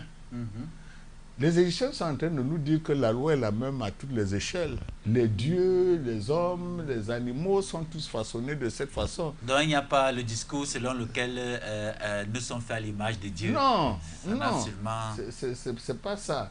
Donc vous voyez exactement donc, cette image-là, comment elle est parlante. Tout est égal au début. C'est-à-dire que quand l'esprit reçoit quelque chose, il le reçoit en bien ou en mal également. Mais c'est maintenant l'esprit qui doit discriminer. C'est pour ça que John Barrow dit que la loi est symétrique, mais elle peut devenir asymétrique. Exactement. Et vous allez voir que maintenant elle devient asymétrique. Dans la prochaine image. Dans la prochaine image. C'est Mahat qui représente d'abord la symétrie. Les deux ailes sont égales, regardez très bien. Oui, effectivement. Bon, la prochaine image, vous allez voir. Maintenant, voilà Horus de l'autre côté, l'image n'est pas très claire. Mais Horus est déjà plus grand que Seth. C'est la symétrie qui commence là. C'est-à-dire que Pharaon regarde Seth. Et il reçoit par derrière Horus. Horus lui dit que non, c'est moi qui te donne la grande énergie. Seth là, tu dois le neutraliser. C'est pour ça qu'il fait face à Seth. Regardez bien l'image. L'image, il n'est plus au milieu comme la première image, mais maintenant il fait face à Seth. À Seth. Oui. C'est-à-dire qu'on voit très bien qu'au début, on veut nous dire qu'il reçoit les deux images, mais maintenant on vous dit, monsieur, il regarde Seth en face et lui dit, attends, calme-toi. Horus va me donner la plus grande énergie. C'est l'asymétrie. Et visiblement, Horus est même plus grand. Il est plus grand, c'est fait exprès. C'est pour ça que j'attire votre attention que Horus est plus grand cette fois-ci, alors que tout à l'heure, ils avaient la même taille. D'accord. Voilà. Prochaine image, mais au niveau des jambes, c'est le même angle. La dynamique de la catastrophe. Voilà. Maintenant, vous avez vu, le pharaon décide, ce n'est plus les ailes qui sont égales. Allez, la spirale se met en marche. C'est pour ça que les ailes sont en spirale. Vous comprenez? Les ailes sont en spirale parce que c'est la catastrophe. La spirale que Mahat montre à tout le monde. Que, attention, ils ne sont pas égaux à la fin. Horus dépasse Seth à la fin. C'est pour ça que la spirale tourne. Les images ne sont jamais gratuites. Exactement. Jamais gratuites. C'est très très important. Regardez comment les pieds sont. L'image de l'aile, c'est en catastrophe, alors que les pieds sont en S. Regardez bien la forme des deux pieds. Ça dessine un S. On appelle ça la fonction d'hystérie. Ça, j'ai vu ça chez René Thom. René Thom dit qu'il y a deux formes de morphogénèse dans l'humanité, l'univers. La catastrophe ou la fonction d'hystérie. Ça veut dire quoi? La fonction d'hystérie, c'est quand quelque chose part de ce qu'on était pour donner une chose qui est pareille. Exemple, quand les migrations africaines se déroulaient, les rois se séparaient et faisaient en sorte que une moitié aille vivre ailleurs parce que l'espace est déjà... C'est ça qu'on appelle l'hystérie. Mais la catastrophe, c'est quand vous vous séparez définitivement. Parce que la catastrophe génère une autre chose qui ne ressemble plus à l'ancienne chose. D'accord. Voilà. Prochaine image. Harmonie rituelle de symétrie. Voilà. Vous voyez, Horus et Seth ont la même taille. Mais sauf qu'ici, il y a les plantes. Chez nous, les malins. C'est-à-dire, en réalité, ça, c'est un rituel. C'est-à-dire, on nous montre que le rituel se fait avec les plantes. C'est ça qu'on, dans le mbok, dans le machin, on fait des feuilles qu'on utilise là. Ici, ils n'ont pas parlé des feuilles, mais on voit très bien que les plantes, c'est la plante du lys d'un côté, et l'autre côté, c'est le lotus. Voilà. D'accord. Prochaine image. Bon, j'ai voulu montrer la même chose. Hein. C'est-à-dire, vous voyez que le pouvoir est individuel. Regardez les deux fourches en bas, ça rejoint le seul tronc. Hein, c'est l'unidualité dont je parlais. Les pieds sont toujours ouverts là parce que la fourche en bas doit montrer deux côtés. Les deux fourches qui donnent le tronc commun. Donc c'est ça qui explique ça. D'accord. Les Borana habitent oui, la corne de l'Afrique. Bon, lui, il a aussi les deux fourches. Il a aussi les deux fourches. Mais ici, il n'a pas mis le pied comme ça parce qu'ils ont perdu les significations. Exactement. Mais il a les deux fourches comme les anciens pharaons. Ça, c'est les gens d'Éthiopie qui ont gardé les mêmes fourches de pouvoir. Et même du Kenya et c'est de ça la le Somalie. Voilà. Et il tient en main un sceptre qui permet une communication entre le monde céleste et le monde terrestre. C'est le was. Le bassin d'un was chembok. C'est-à-dire pour prendre le pouvoir, tu dis. Le was là, c'est ça qu'on utilise. C'est le même mot. C'est le même mot. D'accord. Prochaine image. Vous voyez les deux fourches là, c'est ça qu'on retrouve dans l'artère de coronaire, dans le cœur. C'est-à-dire, c'est pour les Égyptiens voulaient montrer qu'il faut réguler. C'est-à-dire, les deux fourches arrivent pour rejoindre la ligne centrale. Les Égyptiens montrent qu'ils connaissaient la physiologie et que c'est cette physiologie-là qui leur a permis de bâtir le corps de science. Vous comprenez? Ce n'est pas gratuit. C'est notre science, c'est une science qui est expérientielle, fondée sur l'ordre de l'univers. Exactement. Voilà. On peut poursuivre. Hein. Prochaine image. Voilà donc les trois paradigmes qui culturels. Créent. Voilà. Vous pouvez lire de gauche à droite, le paradigme cartésien atomise la réalité en entités distinctes et irréductibles. C'est le tiers exclu, entre parenthèses, disjonction. Le paradigme du yin et du yang rassemble les essences contraires, entre parenthèses, juxtaposition, comme tu disais tantôt tout à l'heure. Il est un peu plus proche du paradigme africain dont la spécificité organisationnelle est de recourir à une complétude universelle. Voilà. Mahat. C'est-à-dire, vous voyez, le paradigme de l'Occident divise tout. Même si vous êtes unis, cherche à vous diviser. C'est ça le modèle de la citoyenneté occidentale. C'est l'individu qui est face à l'État, tandis que dans le modèle africain, c'est la communauté qui est face à l'État. Donc, j'ai voulu représenter les trois paradigmes pour qu'on comprenne bien que c'est trois sciences différentes qui s'en dégagent. On n'a pas de raison d'enseigner le modèle occidental en Afrique. C'est une bêtise mentale de vouloir nous organiser le droit positif, la philosophie, etc., comme si c'était notre paradigme. Ce n'est pas notre paradigme, ça. C'est ça qui est au cœur de notre improduction culturelle et scientifique. Si les scientifiques africains, les universités africaines ne sont pas capables de produire, c'est parce que le modèle occidental est venu se superposer sur le modèle africain, de telle sorte qu'ils font la connaissance livresque, mais elle n'est adossée à aucune capacité de créativité. Ils ne peuvent rien produire, ce n'est pas leur faute. Ils peuvent de temps en temps sortir un article important sur le plan mondial, mais ils sont incapables de production. Au fond, c'est vide. C'est vide. C'est vide, c'est creux. C'est pour ça que vous voyez, on n'a pas de philosophie, on n'a pas de droit, on n'a pas de sociologie, on n'a pas d'écologie, on n'a pas de modèle de médecine, tout ça, alors que l'Asie a tout ça. Mais beaucoup diront que c'est prétentieux, qu'effectivement l'Occident a apporté un savoir à l'humanité. C'est parce qu'ils ne savent pas. Le savoir africain, vous venez de voir, c'est un savoir total. L'Occident a un savoir de laboratoire qui est différent du savoir de sa prédation. Son savoir est organisé pour la prédation. Il exploite la matière en vue de sa domination, tandis que l'Africain exploite la matière en vue de l'harmonie de l'univers tel que la cosmologie l'a organisé. Et dans la Mahat. Mahat. Il n'y a pas match, il n'y a pas photo. Il n'y a pas photo.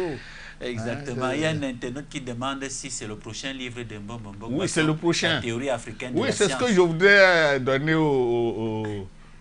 à Ibrahim Traoré. Bon, la dernière fois, je n'ai pas pu l'avoir, mais je voudrais lui apporter un document fait où je lui dis, voilà la théorie africaine de la science. Il faut enseigner ça dans toutes les universités. Exactement. Et faire un programme de recherche sur 5 ans.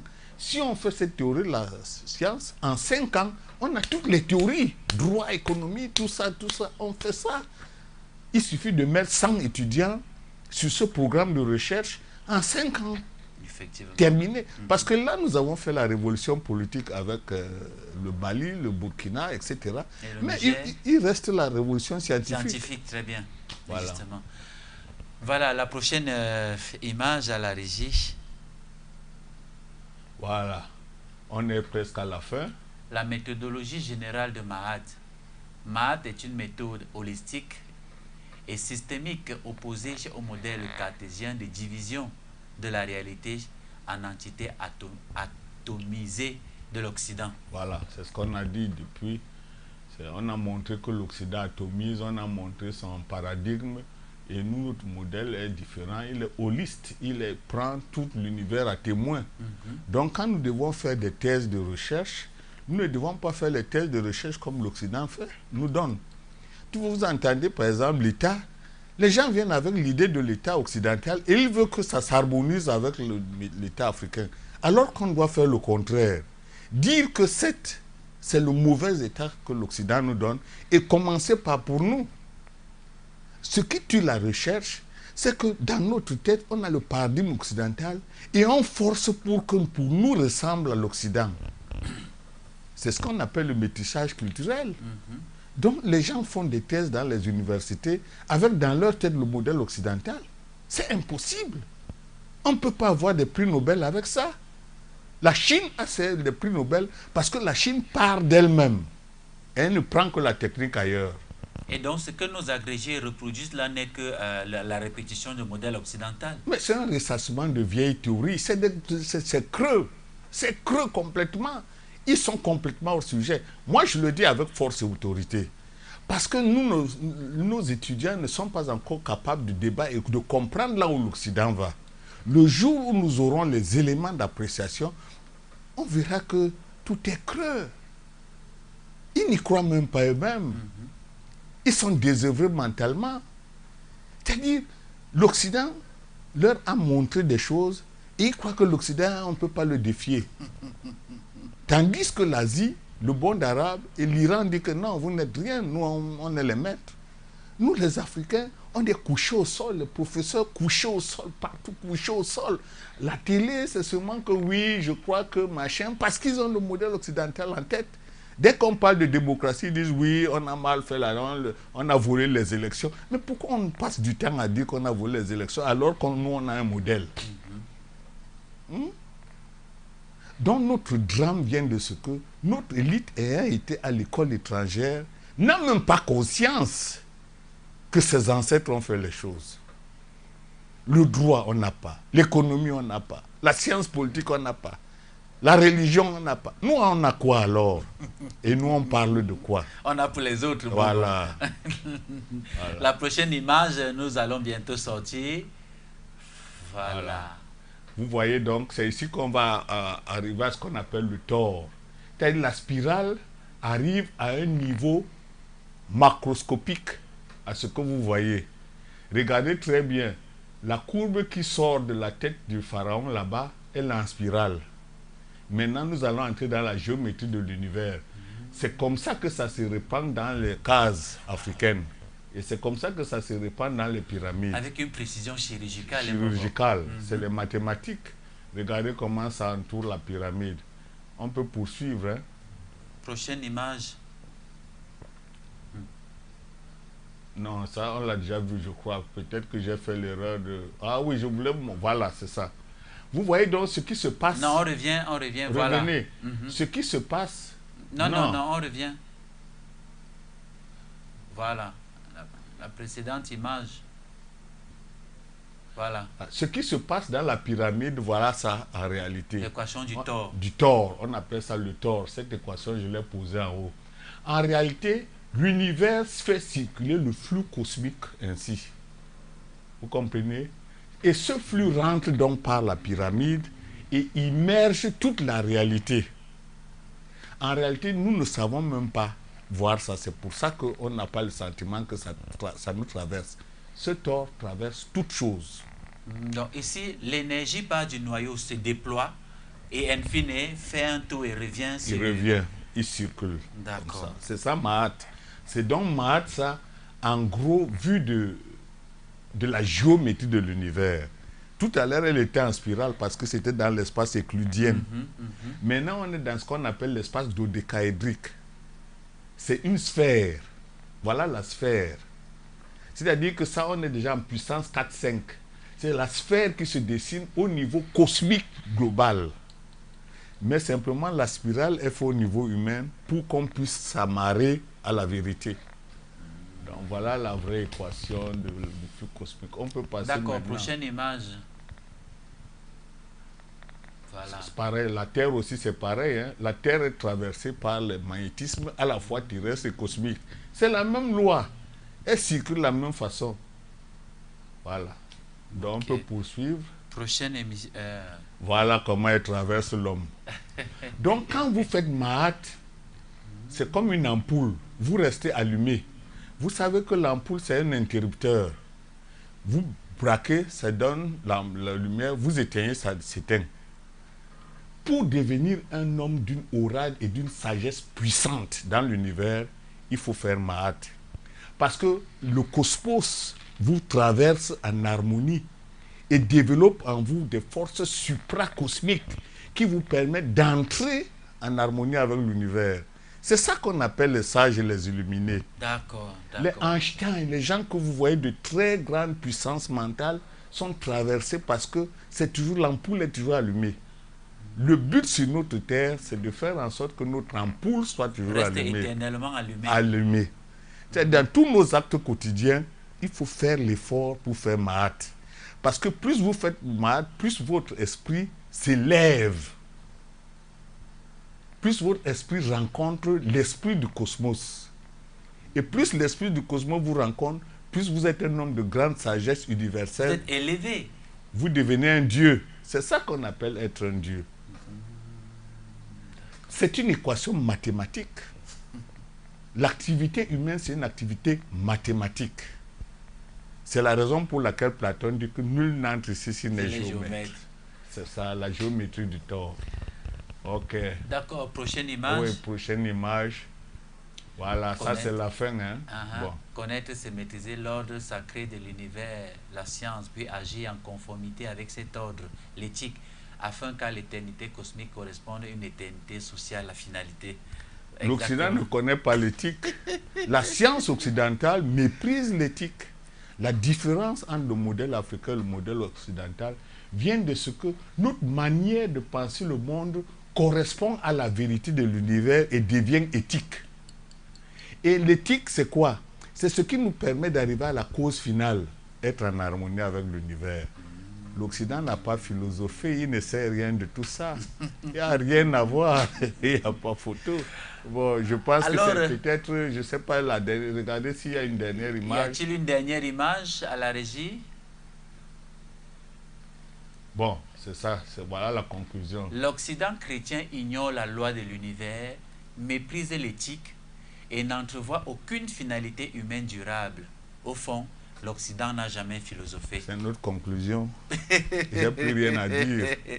Bon, pour sortir définitivement sur la question de la rupture, si l'Afrique veut participer à la construction de la science de demain, une fois de plus, doit-elle simplement intégrer et perfectionner les modèles scientifiques existants ou doit-elle également réexaminer les présupposés philosophiques qui les sous-jacents, qui les sous-tendent? Moi, je pense que l'Occident n'a pas encore fait le 10e de la science. Hein. Vous avez vu là où on est arrivé. Moi, je pense que pour demain, les Africains doivent d'abord faire la révolution politique, prendre le pouvoir, puis se séparer de l'Occident, mentalement, physiologiquement, idéologiquement. Dès qu'on se sépare de l'Occident, on peut maintenant faire notre science. Ça, c'est pour les années 2100, hein, c'est-à-dire ceux qui vivront, c'est eux qui viendront remettre maths en lice. Et c'est ça l'ère du Verseau. L'ère du Verseau prépare le retour en force de Thoth. Et comment éviter que la volonté de construire un paradigme essentiellement africain ne tombe pas dans le piège inverse, celui du rejet systématique de la science produite ailleurs, Bobo? Non, c'est-à-dire qu'il nous faut refaire toute la science, hein, c'est-à-dire y compris la science politique, parce que c'est la science politique là qui nous empêche d'être en harmonie. On fait le droit de l'Occident, on fait la constitution de l'Occident, on fait le modèle d'État occidental. Ça nous met complètement en disharmonie parce que ceux qui sont allés à l'école ne font que voler, ils font que faire le pillage. Ils s'en foutent complètement, alors que les sages et initiés se préoccupaient du destin de tout le monde. Hein? Vous voyez? Donc il y a une rupture entre l'ancienne génération et nous. Nous, on est devenus des pilleurs de république. C'est ceux qui sont fonctionnaires qui pillent dans les marchés publics, dans les caisses de l'État. Les certifiés des indépendances luttaient pour la vraie cause. Donc, en réalité, nous n'avons pas de choix. En plus, je ne suis pas pressé qu'on change. Parce qu'il ne faut pas croire que nous sommes les dieux. Hein. Ce texte a eu pour but de préparer l'avenir. Nous devons avoir la force des Asiatiques. On prépare sur 100 ans. On ne cherche pas là pour nous. Vous comprenez? Les grandes nations regardent dans 100 ans, nos enfants seront comment. Et le but de ce que j'ai poursuivi, c'est simplement montrer aux générations qui vont arriver la manière dont ils doivent faire la science et se reconstituer. Pour sortir d'un bon parlant de cette génération-là, après tout ce que tu viens de nous présenter, si tu devais laisser justement aux jeunes Africains une seule idée essentielle, quelle transformation devons-nous opérer dans notre manière de penser la connaissance pour que l'Afrique ne soit plus seulement consommatrice de sciences, mais devienne pleinement productrice des paradigmes scientifiques? Comme tu l'as toujours dit. Oui, mais reprenez mes livres, reprenez mes vidéos. D'accord. Revenez à la science ancestrale, parce que je pense avoir fait un bond qualitatif par rapport à Diop et Obinga. C'est d'avoir tenté d'écrire des théories dans tous les domaines, mais les domaines clés. Mais il reste le travail à faire partout. Parce que quand j'écris la théorie du droit, il y a le droit pénal, le droit administratif, le droit... Il faut qu'on complète tout ça. Voilà l'enjeu, vous comprenez? Je souhaite que mes livres soient lus et qu'on reprenne. J'ai beaucoup d'essais dans YouTube, là. J'ai beaucoup d'essais dans Facebook. Donc, il faut reprendre ça et recommencer à zéro. Voilà. Beaucoup de salutations, hein, les merci beaucoup qui nous suivent en direct. Il y a même d'autres qui posent des questions, mais des questions que tu as déjà eu à répondre. Bombok, comment faire partie de l'expédition des chercheurs pour la théorie sur les sciences africaines? Donc, il faut faire des programmes, hein, c'est-à-dire, c'est comme je disais, je veux rencontrer, si possible, le président Ibrahim Traoré, Assimi Goïta, je leur explique, parce que c'est des programmes massifs. Ce n'est pas 2 personnes qui vont changer. Il faut qu'on soit une masse qui s'occupe de ça et qu'on ait toutes nos théories en moins de 5 ans. Voilà. Comment faire maths continuellement? Je pense que Bon Baxon l'a bien expliqué. Hein. Pour être élevé spirituellement. Il faut laisser l'ampoule allumée. Il faut laisser l'ampoule allumée. Infiniment merci Bob pour cette masterclass une fois de plus ce matin. C'est vrai que ça a été très technique, mais je pense que les gens vont faire l'effort, n'est-ce pas, de comprendre. Ils vont comprendre, c'est l'intuition qui comprend. C'est pas... Voilà. D'accord. Merci beaucoup, Bombok. On va se revoir dès que possible, selon ta disponibilité. D'accord. Au terme de cette exceptionnelle traversée intellectuelle, une chose demeure. Nous ne sommes pas venus simplement parler de science, mais intégrer notre manière de connaître, de penser et de construire notre avenir. Immense merci une fois de plus à toi, Bombok Basson, le maestro, pour cette démonstration magistrale, pour ta générosité intellectuelle et pour nous avoir, pendant ces 2 heures, fait voyager au cœur de la connaissance et rêver à ce que pourrait être une véritable renaissance scientifique africaine. Merci pour ton travail d'initiation, de recherche et de transmission. Merci également à Kemet Télévision dans l'engagement, dans la promotion et la transmission de nos valeurs culturelles, philosophiques et spirituelles africaines s'affirment chaque jour davantage. Car finalement, la renaissance ne sera véritable que lorsque l'Africain aura reconquis sa capacité à penser, à questionner et à produire du savoir. Merci à vous, chers téléspectateurs. Merci à vous, chers internautes qui nous suiviez sur toutes nos plateformes numériques. 3 fois OTEP et que la Mahat continue de guider vos pas. OTEP, OTEP, OTEP.